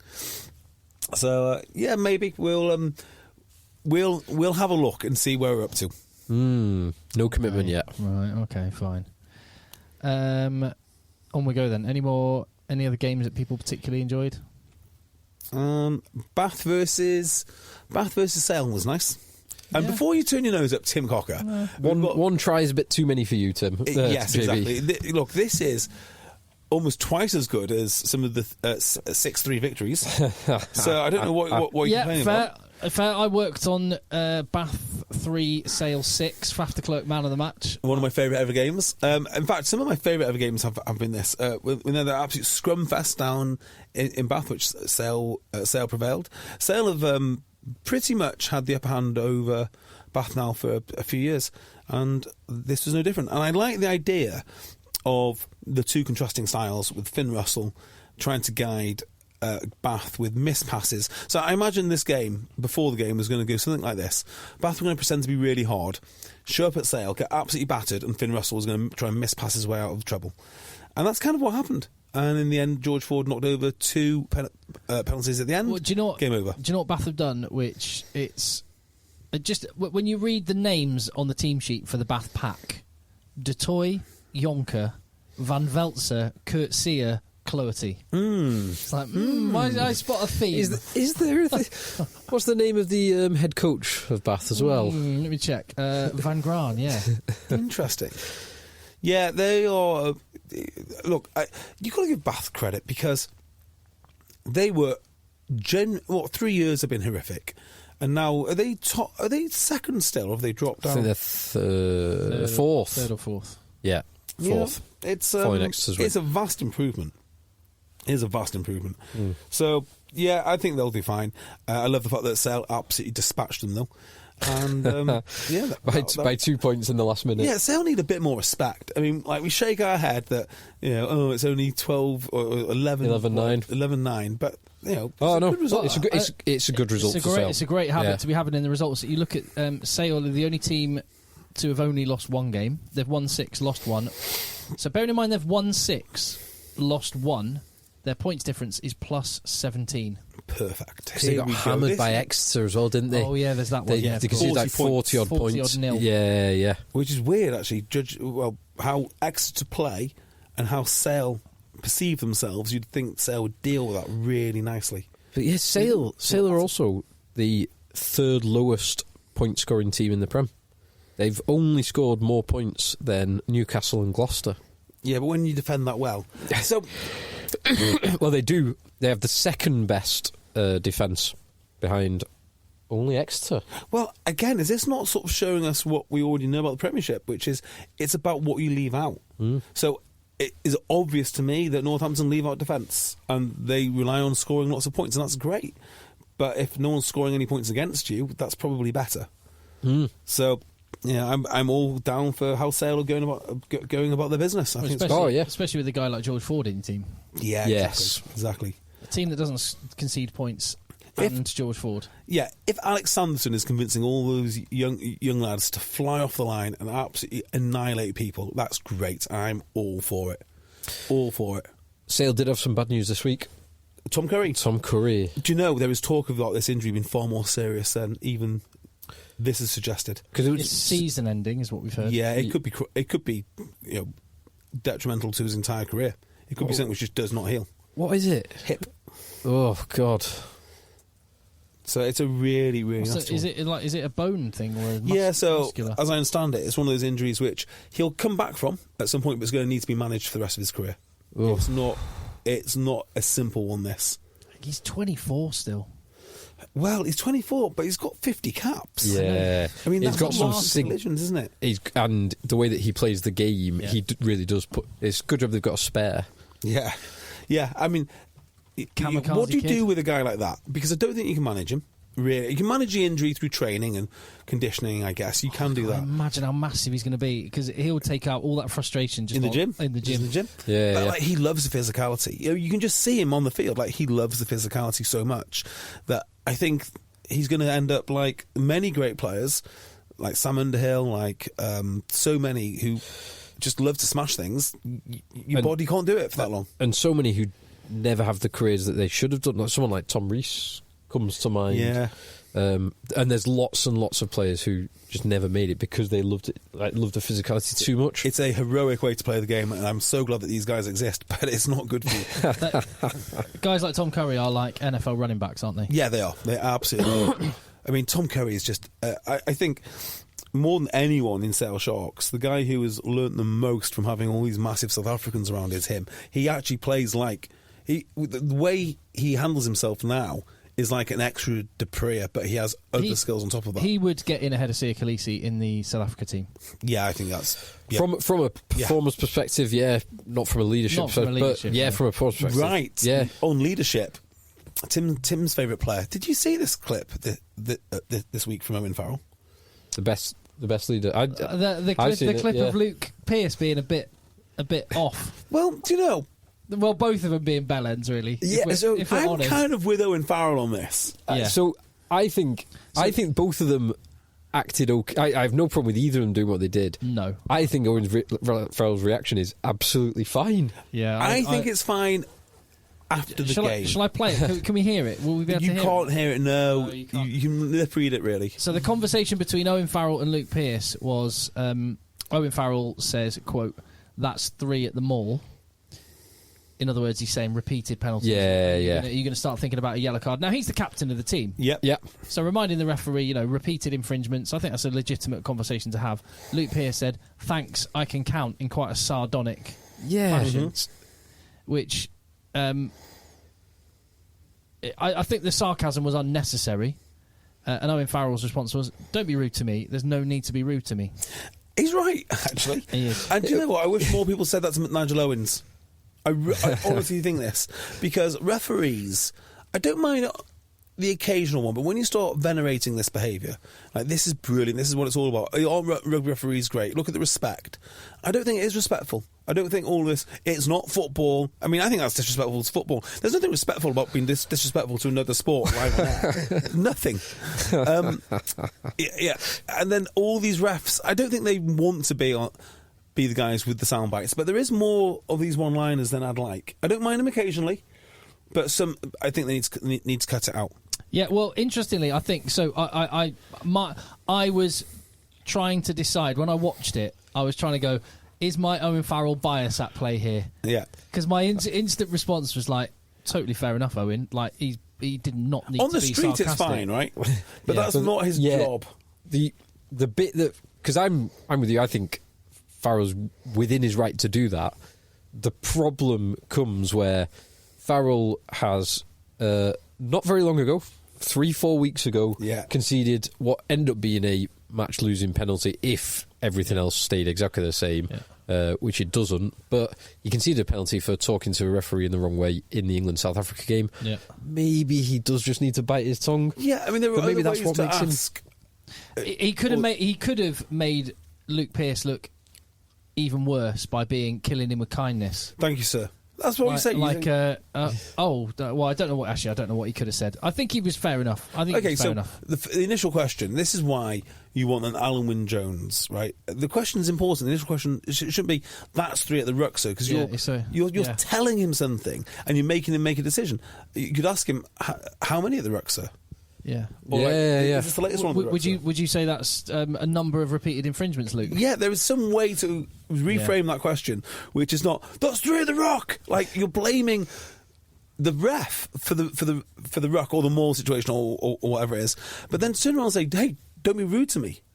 It's just not a good look. Wait till after the game. If you've got a real problem with it, wait till after the game. But equally, refs need to cut this out as well. I don't think it's smart, clever, or respectful. Well, interestingly, I'm just looking at because I don't. This clip was shared on Twitter, and you put the link of it in a WhatsApp group. So I clicked through to Twitter, where I don't normally go, and I'm just looking at the quote tweets of this, and they are pretty much exclusively going, Yeah, fair enough, Owen. Oh, really? So, yeah, almost exclusively saying, yeah, ref was being was totally unnecessary there. He was being rude for no reason. Which, bearing in mind, it's Twitter. Yeah. If Twitter is coming to Owen Farrell's defence, Well, I think he's. You can see, to be fair to the ref, Luke Pearce. It is Luke Pearce, yeah? Yeah. Yeah, to be fair to Great Luke ref. Pearce. Great ref. Yeah, he's a really good ref. There's no choice about that. There are whole highlight reels of refs giving one-liners and everyone applauding how great it is. And usually to people that don't really watch rugby, there's the sort of guy that says, "Oh, have you seen those clips of the refs? Isn't it amazing about the amount of respect that they get from the players?" And there is that. And Owen Farrell should have sort of towed that line and said, "Yes, sir, fine, sir." Well, I think so. Hugh Godwin is someone I saw a lot of, a really good journalist, and I saw him a lot when I was over in France. Really nice guy. His take on this, he said, it's a constant juggle between refs chatting away with captains or players and then shutting down discussion. You need a few more clips to decide what's going on here. Ellis Genge, for example, was quickly marched back 10 early in the match. Yeah, and I think Genge isn't good at this. In fairness to Luke Pearce, he often does very well just to shut down discussion and just say that. One of the things that I've definitely seen Luke Pearce do is, that's not how I saw it. Like, end of, like, player complaining, saying, "Oh, he's taking him after the ball, he's taking him in the air, whatever." You might be right, but that's not how I saw it. Yeah. End of. Yeah, there's no more conversation to have, and Luke Pearce does that brilliantly. He could have said, "Leave me to worry about that." That's fine. Yeah. So there's a couple of ways to influence the ref, and I don't agree with them all. But if they work, they work. So the first one is like the Dan Bigger thing. So Dan Bigger is constantly shouting at the opposition, and there's no laws against that. But he's always shouting at the opposition and bringing it to the ref's attention, but without saying it to the ref, and that is the important part. He'll be like, "He's got his hands on the ball. He's got his hands on the ball. He's got his hands on the ball." You can shout that. You can definitely shout that. But you can't say, "Ref, he's got his hands on the ball." Yeah, sir. Yeah, you can't implore the ref to do something. It's a tough job as well. We've been in our WhatsApp group. We've a referee at level 5, level 6 says how difficult it is with people. And I had it this morning. I was refereeing a game. We didn't have a society ref, so I stepped up. I'm the referee when there is no ref, because I used to ref. Yeah, and it's tough. There was one point where it's the parents. There's one point where you got a lineup set up, and so there's like 20 lads in close proximity, and there's one parent. Ridiculous. What was that? You didn't. That was high. Ridiculous.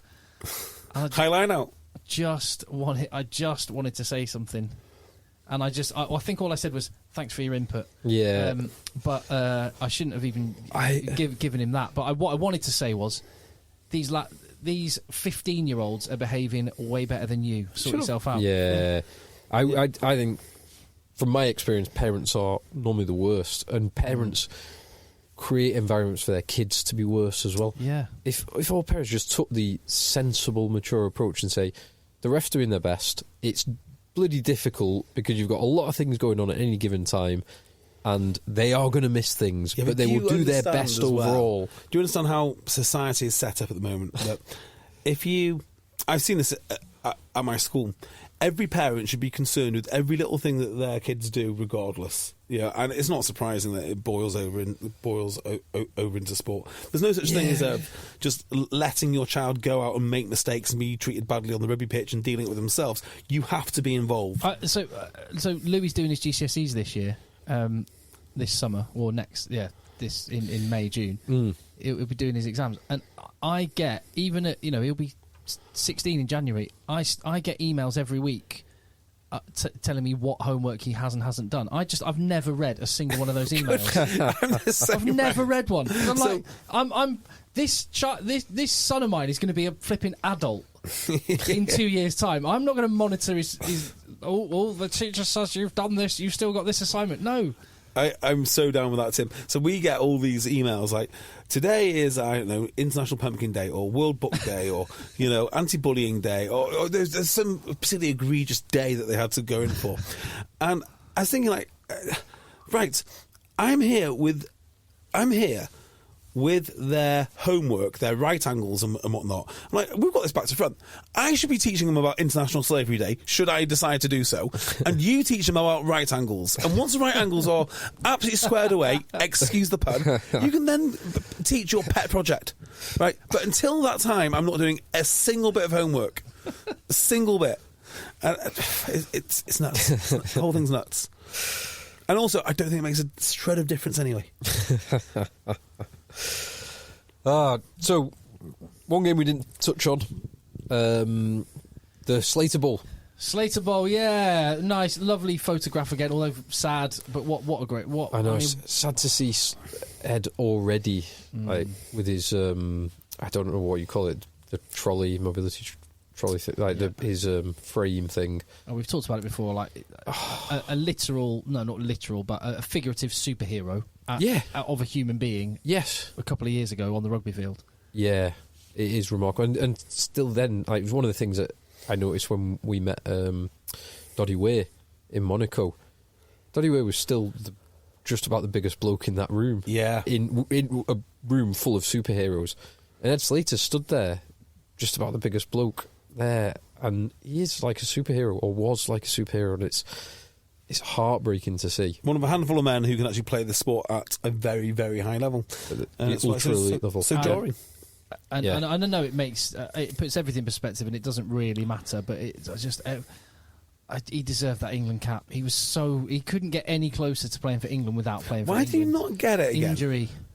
He captained England in a non-cap game against, I think it was the Crusaders in 2014, maybe. He was absolutely going to get it, and then it was an injury. Same happened to Dan Ward-Smith, another great player who should have. Yeah, Dan Ward-Smith was a great player.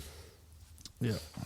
The game, it always felt like Leicester were going to win this, even though Leicester's scrum was bad until Dan Cole came on. Gloucester's scrum was good, and Leicester's line-out was a bit shaky. It wasn't its usual self. I know Montoya has just come back into the fold, and there's probably a bit of rust there. But to have limited line-out and little scrum and still to comprehensively win, it shows the importance of having someone like Pollard there, and some of the ball carriers they've got as well. Santiago Carreras, yes, thank you. Not Sacchino. Not Sacchino. He is a fine player. We can all agree he's a fine player. He is a superb player. But I think sometimes the physicality of the game gets to him. And I think he doesn't give up. He never gives up as such. But I think there's just, if he's under a lot of pressure defensively, he's very brave, but eventually it just tells him, and then he misses key tackles. So that's what I think. Yeah, there was a couple on Hassel Collins, particularly for Hassel Collins' first try. Yeah. Second, Carreras couldn't really have done anything. But first try, he could have done better. I just don't see it being a reasonable option to play him at fullback unless it's an emergency. So I understand why they hid him on the wing for so long now. I think that's quite clear why they hid him on the wing. Because I always had the feeling in the back of my mind, why would you have a world-class playmaker hidden on the wing? Unless his English was so bad he couldn't tell anyone that he's a world-class fly-half. Guys, I'm really good. No, don't believe you on the wing. Right? And I think it must be this defensive frailty. Because you don't want him in the middle of the park, although I think he'd be more suited to defending in the middle of the park than... Because you can always tuck in back row. Yeah, exactly. So you can get help around him. And actually, the size of the wingers nowadays... I mean, I remember the moment that Bath game was lost was not when they scored around him. It was when he had to make a massive tackle on Joe Cocknesinger. And he made the tackle... But in the process of doing so, I think that was the game done for him. He's like, no more of this. And then it was the Will Muir the line Will break all, after that. Knees and elbows everywhere. He's just like, no, please, just have your try. And I think the same happened with Hassel Collins, because he is, 6'4" maybe, and 100 kilograms? Yeah, I think he's over 100 kilograms. He's absolutely huge. He's a big boy. So, it's a problem for them, because he's too good to leave out. Yeah. I'd play him at 10 until I don't know what to do with him. But then, to me, they're sticking with Barton. They want to develop Barton because Barton is there for the long term. Santiago Carreras, at the end of his current deal, will probably be going to France. Yeah, of course. Because he's just too talented. Too famous, too talented. Yeah, too good. Works well in France. So they can't. They've got to develop Barton. But the Premiership very much is turning into the NFL. In terms of it, you have to win it now. There's no point. Like, if you're going to have a guy like Carreras, but you think you're rebuilding your team, just get rid of him. Yeah, he's going to be a lot of money, unless he's not a lot of money. Gloucester are not going to win it now. Yeah, he won't be a lot of money now. His next deal will be a lot of money. His next deal will be huge. Yeah, I'd stop bidding off players. If I thought I wasn't going to win it by about midway through the year, I would do what Newcastle did last year, which is not good for the game. It's not good for the sport, but it's good for my club. It's good for the bank balance. It's good for the bank balance, and just get rid of the players. Just, you can go. We're not going to win anything. Well, with no relegation as well. Yeah, exactly. There's no point in keeping them. If you thought, like, I wonder... it's a tricky one to say, because obviously it's still early in the season. I'm sure George Skivington wouldn't be thinking in defeatist terms like that. I think lost 5 in a row, though. But if he could have looked into at this point and go, you're going to be 16 points off the top of the table after 7 games, and he had the chance in the summer to clean house and get rid of a bunch of people, whether he might have done a Borthwick from that. Yeah. And well, Gloucester. So Gloucester have won 2 of their 7 games, but they were both when there was a lot of internationals missing for other teams. Yeah. I sort of read something today that said Gloucester's last 22 games they've won 5 of, which is precisely the same number that Newcastle have won of their last 22 games. Yeah, they beat Sarah. Oh no, that was Premiership Rugby Cup. Sorry, the Premiership. They won their first game against Harlequins, and they beat Newcastle, and they've lost every game since. Well, weirdly, I still actually believe in Gloucester. I do. Despite them getting hammered. I do. Well, they're not getting hammered, but they're just... I like their back line. Their back 3 is electric. The centres are pretty handy. I mean, they could do with Hastings back. That would be nice. Yeah. And then up front, they're not bad. They're just not bad. And they're not great, though. They've got a bit of Northampton about them. Yeah. Well, but they're on a bad trajectory. They can hit reset a little bit. They've got Bristol's a good matchup for them. That'll be a good game. I think Bristol will smash them. and then they travel. This could be a good, right, here we go, team building weekend, 12 days time, Saturday, December the 9th, Black Lion away. Sorry? Black Lion? In the Challenge Cup, Tbilisi. Georgia, yeah. What? Wow. Jesus Christ. Okay. They're going to... Sorry, that's Gloucester going to Black Lion. Gloucester going to Tbilisi to play Black Lion.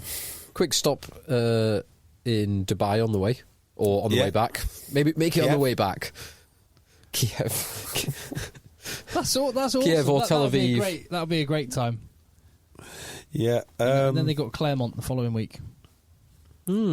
That's a mixed group, you might say. Crikey. European competition. We'll have to get our heads on this in a couple of weeks. It's a bit mad, isn't it? So next week they've got Bristol. Yeah, Bristol. That's going to be an interesting game. Yeah, we can jump ahead to next week's fixtures. Yeah, so one thing to note on that. Did we talk about Bristol? We didn't even Bristol talk about Saracens. We touched on it through Owen Farrell. The only thing I wanted to say is Farrell had 8 kicks, missed 6 of them, and so the win was by 8 points. Saracens, if Farrell had his kicking boots on, would have given Bristol... They scored 7 tries. Yeah. And Saracens looked ominously good. Jamie George was great. The maul was brilliant. So... Saracens' defence a bit porous, though. Yeah, conceded 4 tries. I'm going to refer you back to BT Sport again today. TNT Sport. Oh, of course, TNT Sport. And they did the rugby... I remember the good days. Yeah. I tell you what, Tim, there is a lot of... No, I'm not going to... Look, I'm in a complimentary mood to TNT Sport today, so I'll carry on with the compliments and I won't mention the downsides from this week. On TNT Sport, it was Craig Doyle, Stuart Hogg and Tom May. Tom May, because he has... I don't think he's got any other agenda to push other than he's there to talk about rugby. And Stuart Hogg talked about rugby really nicely too. And they were talking about kicking and how Owen Farrell will not be worried about missing six kicks because he's such a product of process. So it's like, okay, yeah, I've missed 6, but I trust my process. And you'll just go back to it and slot to the next 80% of, 87 out of 100. Mm-hmm. And I thought it was a really neat point, actually, which is kicking is not as much about the natural talent as people think. It's all about the process. Mm. Yeah, Tom May was really, really good today. I was incredibly impressed with him. Him and Hogg. With Farrell as well, multiple of those tries. Farrell's try, Lewington's 2 try, the Billy Vunipola try. The first Lewington one was, if it's the one I'm thinking of, was ace. was the cross kick, and then which was the second one. There was the hands into the hands corner. in the corner. I loved. Yeah, that was Goodness lovely. me. But they were all in the corners. Yeah. Like every try was from the corners. Now he did miss a penalty from in front, but which never happens. But I think you're right. I think he'll probably look and say, well, those kicks I would normally be expecting to get, say, 40% out of kicks from the corners. I got 25% from kicks from the corners. Like it's well within a couple of standard deviations from where you would anticipate it to be for those difficult kicks. Yeah, therefore not an issue at all. Not a big story for me. Bigger story is Saracens just look ace, like really ace, and also Bristol look terrible. Is that fair? That fair? Bristol got some lovely runners. Ep25 for who scored that try? Kieran Marmion try. Yeah, I like Marmion. I've always liked Marmion. Yeah. Now, what has happened to the new Fijian superstar that they've got? Ravovo. Yeah, where is he? He came off the bench. Did he? Was he any good? Didn't really have a lot of time he had their last 10 minutes. So now Largo is another Fijian, British Army, but Fijian, born and raised superstar who we've hardly seen in the last 2 years. I've heard that. What's the first guy called again? Ravovo. Ravovo is not playing because he's not acclimatised into the Bristol way of life, the Bristol Bears Brotherhood. But he arrived later than Vakatawa, who obviously must come as a ready-made bear. Well, no, Ravovo was with Fiji at the World Cup. Yeah, so maybe he's right then. Maybe He's only been there a couple of weeks. That would make more sense. Yeah. Now Largo he is a talented boy, but we've hardly seen him in the last 2 years. He was one he was named. This is how weird some of the Eddie Jones squads were. He was named as an injured player in one of Eddie Jones's squad, despite never being named in a preceding or following or subsequent squad. Well, he's obviously dual qualified. Yes. Which is, I mean, there is a history of weird call-ups of dual qualified lads, isn't there? And you all said I was a conspiracy theorist. I still think you are. No, your Sam Moore. Your Sam calculation Moore. is 2 + 2 = 18. Sam Moore. Someone explain to me Sam Moore. England captain, whatever he was, under 18s, under 20s, former future superstar that never materialised. No. Gary Graham. Someone explain that one to me. Gary Graham? Had a great season for Newcastle. Tremendous. Absolutely tremendous. The list goes on. Cam Redpath, 12 years old, getting called up. He's a talented boy. He is actually one they really missed out on. Yeah, although he's I'm still not sure he's ever quite been the same since his knee injury. I don't know. The thing about Cam Redpath is the lack of mistakes. And I tell you what, he's got a lovely deft touch every now and again. He does. Like, he's not... Do you know what? You are right. He hasn't yet had the game when you think, yes, that is the boy. That is the absolute boy. He is a lovely player, though. But there's some bits of He's a great player. Great. He's a really subtle player. Unlike my boy Max Ajomo, who is outrageously talented in every way possible. That was one of the things I'm very quickly going back to Sale Bath. I only saw the highlights, but Bath had two really good breaks, both down the right wing, both in the first half, and failed to convert either of them to tries. Now, part of that is great scrambled defence by Sale, but Bath should be... If they score one of those two tries, they win the game. And it felt like a missed opportunity for them to go to the Temple of Fun and get 4 points. Temple of Fun. Beat down Boulevard. There you go. And Sedgley had a good win away to Cinderford. I have no idea what happened. I think there was no lower league games in most cases. Well, there was Cup, you see, so on the RFU website, it doesn't update the Cup. Fixtures next week. And let's not mention my beloved Ulster going to Glasgow. Although we did have... you might have actually mentioned it before, but Ian Kennedy messaged us about it. Only one thing to note in this game, because we'll just ignore the whole Ulster performance other than them going 14-0 up. Johnny Matthews, former Sedgley Park Johnny Matthews, who is... he has an astonishing try-scoring record for Glasgow. I think he was the top scorer in the Pro 14 URC last season. Okay. He scored 2 tries this week from the bench. Second was a pushover. The first was one of the best tries I've seen by a hooker from Okay. from 40 metres down the wing. It's Wow. awesome. Absolutely awesome. It's worth watching the highlights just for the first Johnny Matthews try. Has that hooker gone somewhere interesting? So I say that hooker. Do you remember in the... Do you know what? I'll decide. I'll talk to you about this off air, 'cause I can't remember the name. I can't remember the club that he's been, that he's been to. So it'd be a lot He'll be here a while. it'd be a lot of Sort guessing about an filling the gaps. ex-Sedgley hooker. That to a hooker. club, which you don't know. So that hooker went somewhere, and he's really good.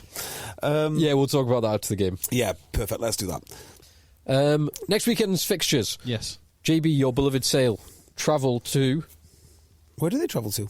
Twickenham Stoop. Oh, they will smash Harlequins. I have no doubt about this. This feels like a bad matchup for Harlequins, although they clearly rested some of their tight 5 to save themselves for this weekend. Well, I'll add this as well. When Sale go to the Stoop, it doesn't that often end well. They've had some mighty beatdowns with some really good teams going there. And, well, Harlequins are good. They are legitimately good. Just because they haven't won the last 2 games, and one of them was one of the most embarrassing defeats, I'd say, in the last decade of Harlequins. I would go, it is the most embarrassing defeat that club has had in a decade. Just because they were that bad 2 weeks ago doesn't mean they'll be that bad this week. It'll be very close. I think this will be a close game. Yeah. I think this will be surprisingly close. If Harlequins start scoring like Harlequins can, Sale are going to find it hard to keep up. Although, as well, Sale have not scored many points, as I highlighted before. But their defence has also been very, very tight. So that is it. It's, can Harlequins get into their rhythm, or can Sale shut them down long enough to kind of cement those doubts that Quins will inevitably have after losing the last 2 games? Do you know, I love Quins and the fight that they have on the extremities of the field. So I love Liner. I think Liner fights like nobody else to get the ball back. He does a look. Do you know who he reminds me of? Kind of like a Jack Knoll. Like, he's so busy and so physical. So's Murley. And Murray does the same thing. Yeah. So you think of these boys as finishers, but actually what they're doing is able to win your battles on a one-on-one right out wide. And I love that. And you combine that with Will Evans, who is an absolute menace of the highest order. Yeah. All of a sudden you've got a real problem. And Esther Hazen. Yeah, not bad. Not bad. How do you see it going? So you're going for Quins. Yeah, one word. I'm going to say Quins to right the wrongs. You've got to say Sale, surely. I think Quins will win this. And Cocker? Form would say Sale, but... I'm going to go Quins at home. All going Quins. Yeah. Saturday, we have got What do we know? 2 3 o'clocks. Bath hosting Exeter. Give me Bath. Bath. Brist- Bath. I just don't think... I loved what Exeter are trying to do. I think actually Bath are more fluid. Yeah, and Finn Russell's getting better and better and better. Yeah, he's the more he gets embedded in that team and the more people learn how There's he plays. just not many teams, are there, which you could assemble where Townsend and Skinner are going to get the better of Spencer and Finn Russell. Like, which other players would you need to put around those players in order for Harvey Skinner? Yeah. And Stu Townsend to win. Or Ken, whichever's starting. Yeah, whichever the combination you go with, you're going to need an enormous contribution from everyone else. I don't think they've got enough talent in the rest of the Exeter team to make up for those halfbacks. So Bath. All round Bath. All round Quins, Bath. All round Bath. Bristol, Gloucester. Yeah, I think maybe Bristol. I think Probably Bristol. But both are having disappointing seasons. I'm going to... Languishing in 8th and 9th. By the way, anyone seen or heard anything from AJ McGinty of late? Nope. No, it's just been sheedy. 400,000 is a lot of money not to play someone. Is he... Presumably he's unavailable due to injury. I'd assume so, because just no word. I love the fact that when we're closing in on 2 hours of a podcast and we're going, right, let's quickly just get through the final fixtures. JB manages to find a way. I'm going to stop that rabbit hole. If you know where AJ McGinty is, let us know. Well, I am just checking the. So here we go. He's like one of the Premiership's most highly paid players. So Bristol, when they do announce the team, as they did on Friday lunchtime, midday, they always give you unavailable. And the list of unavailable players for Bristol this week included one, AJ McGinty, alongside lots of others. Unavailable because he's just spending his £400,000. Yeah, he's too busy on Black Friday sales with his cash. Good lad, AJ. You enjoy it. You enjoy it. By the way, Black Friday, what a con that is. I reckon if you just track the price... Hang on, how am I not allowed to talk about rugby players and you're allowed to talk about... Fine, I won't go there. No. Don't go there. But if you track the price of anything you're actually interested in for the last few weeks, seeing the price go up and up and up just so they can drop it back to where it was already. See. Interesting. Or putting, like... in fact, I learned... Oh, no, it's another rant. I'll do it for another time. I found out the codes at TK Maxx, which means you should look for the codes as to what you should and shouldn't buy. Oh, wow. Ooh. That is good. Yeah. Yeah. Oh, right, okay. Interesting. I thought it was your phone then. Something was that Rudy upstairs? Yes, absolutely. Next fixture is 5:30 on Saturday. So we're all going for Bristol. So we're all going for 3 home wins. We are. I think I want to go for Gloucester just because I really want them to beat Bristol. Okay. But you're not going for Sale. You do Because really want. I don't think Sale will win. Okay. Bath is the only one of the teams so far without like a sort of a character on their badge. I'm just looking. Good. Yeah. Them in Northampton are the only ones. Good. Keep it that way. And Saracens have just got they don't have a character, do they? Crest. They've got the star and the and the moon. Is that? I don't know. Well, Or is that meant to be a blade? Yeah. Is that a blade and a star? I don't know. Anyway, I can't believe that no one's come for them for cultural appropriation. Don't you worry about it. It's coming. Only a matter of time. Anyway. Next game 5:30 on Saturday. Saracens host Northampton Saints. It's a belter. Saracens will win. Saracens. And Saints, yeah. On Sunday we have Tigers hosting Falcons. Not interested. Home win. So I'm interested in watching Tigers. I'm not interested in watching Tigers against Newcastle. I'd still watch Tigers. I'm saying I'm all enjoying home wins. Yeah, Alex Codling's got his work out, hasn't he? He's just not got the squad, or the investment, or the money, or the fan base, or anything you need for a professional rugby team. And I do sort of enjoy watching them toil, see what these lads can do, because they're there to play. But yeah, I'm with you, Tim. It's hard to stay interested. Right. Maybe, again, it all depends on whether you can get the kids down early enough, Phil. But potentially... Right, or it could just be we could either watch the game or we could just have this going on through the podcast. The game next week, Sunday night in the top 14, is Stade Francais against Toulouse. Maybe they're playing. Maybe it's the JB Whoever wins Bowl. that game, I will support. There you go. We could try and record early and then record 6 till 8. Well, I don't know what time I land. Oh yeah. Oh yeah. Well, so are you willing to say that they are playing for your Go for it. your support? Go for it. Because they're the two contenders, aren't they? Yeah, I think I prefer Toulouse. I think. Well, Toulouse might win. Please. Yeah, I don't know. It does feel a bit boring. I know. Would I rather rock around wearing the Stade Francais stuff, or like the ties and the cufflinks and whatnot? Or I do own a Toulouse tie. you do actually. It's a real nice piece of kit. It's a lovely tie. Yeah. Can I have that then? No, absolutely not. Why? I support them. You don't. No, I support Bordeaux. Yeah. Well, what if I buy you a Bordeaux tie? If you get me a Bordeaux tie of a comparable if Stade Francais quality, win, are you going to go, oh no, that doesn't count? I'll have a look at their tie selection. It's going to be slick as. Look at that. Yeah, that is cool. Look at that shirt. Yeah, but the thing is, Stade Francais are a product of multiple owners and sort of fads and fashions and look at this pink thing, whereas the aristocratic Toulouse is just it's a culturally bred institution. It's a very different beast. There are no fads, there are no fashions. There's just good old fashioned hard rugby by brilliant players.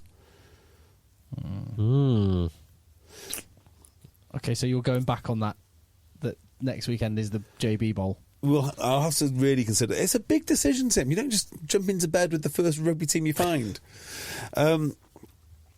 Oh, by the way, we've had a great weekend, great week of emails. I'm not going to go into every one of them, but it seems that a lot of people liked our content on Monday, and I've never seen a reaction like it. To be fair. So thank you all for emailing in. If you want to email any more, let us know. Contact eggchasers@gmail.com. And you can support the podcast if you appreciate, you want to help keep the lights on and get some extra additional spicy content from time to time. I completely forgot to tell you, Tim, and the listeners. I'll just say, go to patreon.com/eggchasers. Yeah. Well, do you know what I did this weekend? CrossFit. I came third in an RX comp. Congratulations. So, yeah, I mean, it was Podium finish. Podium finish was a very big comp. I think we had 6 or 7 teams. But yeah, first RX comp because I keep getting injured before them. And I didn't lift so well, but third overall. We did awful on the first WOD. So RX, for the uninitiated, is basically like the... It's Latin for prescribed, is it not? Yeah, prescribed, but it's the open division. You could be open division where you're up against anyone, so like it could be real top athletes, and then you have scaled competitions for intermediate and beginners. Yeah, so it was RX comp first WOD we did not do workout, we did not do so well, and then the rest of the gym came to support. So my friend Victoria, Laura, and a few others showed up. And at that point, because of course there's people from the box that know you can't not work hard. You've got to work extra hard then. So we smashed the one on the rower. I think we won that. What was the workout? You hold a 80 kilogram barbell at the top of the lift, and you have to row, and the other partner has to row 135 calories. So you can swap whenever you want, but you cannot row unless that barbell is in the air. So you have to keep going. You can row when the barbell's in the air until the 135 calories are done as a pair. But the the time is the changeover time. Yeah, so you can do whatever. If you can do 135 calories in one go, and you can hold that bar for that long. Sorry, what lift is it? It's an 80 kilogram deadlift, but you have to hold at the top of the deadlift. Not deadlift, overhead.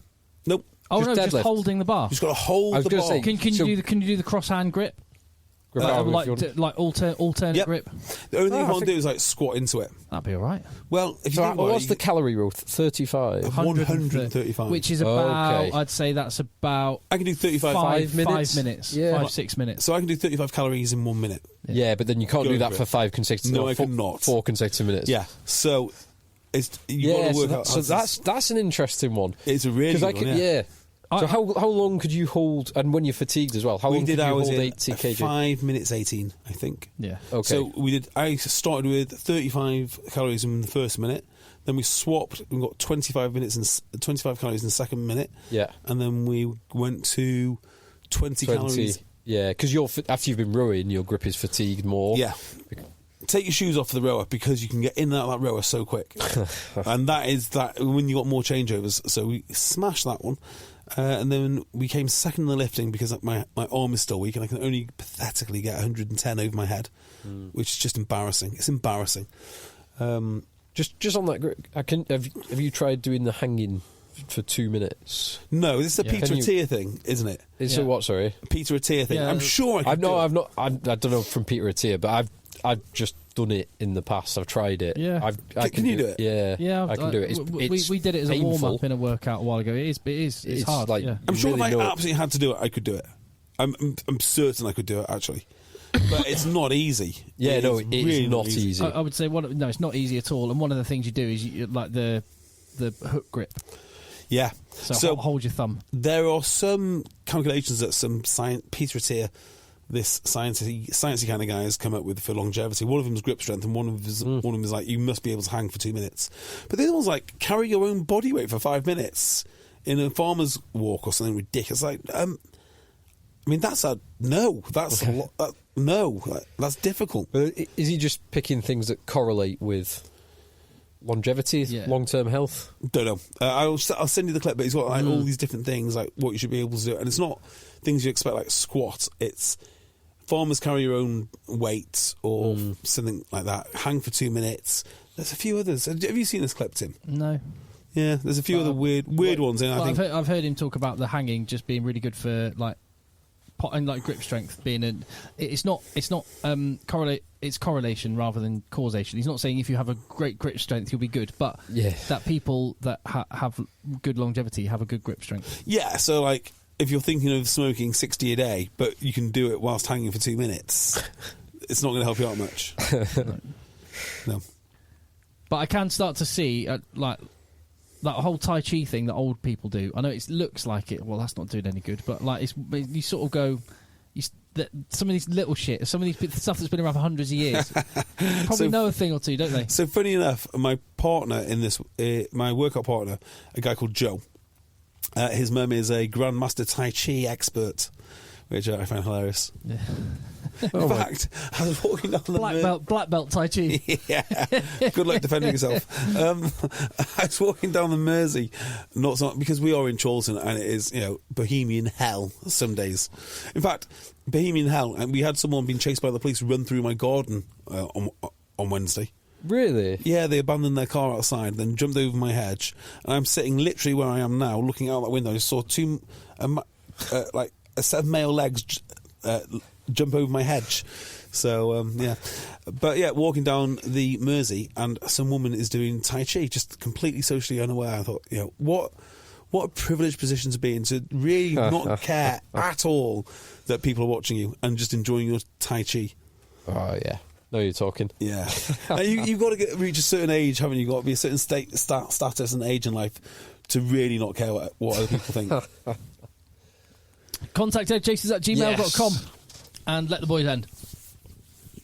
Beautiful.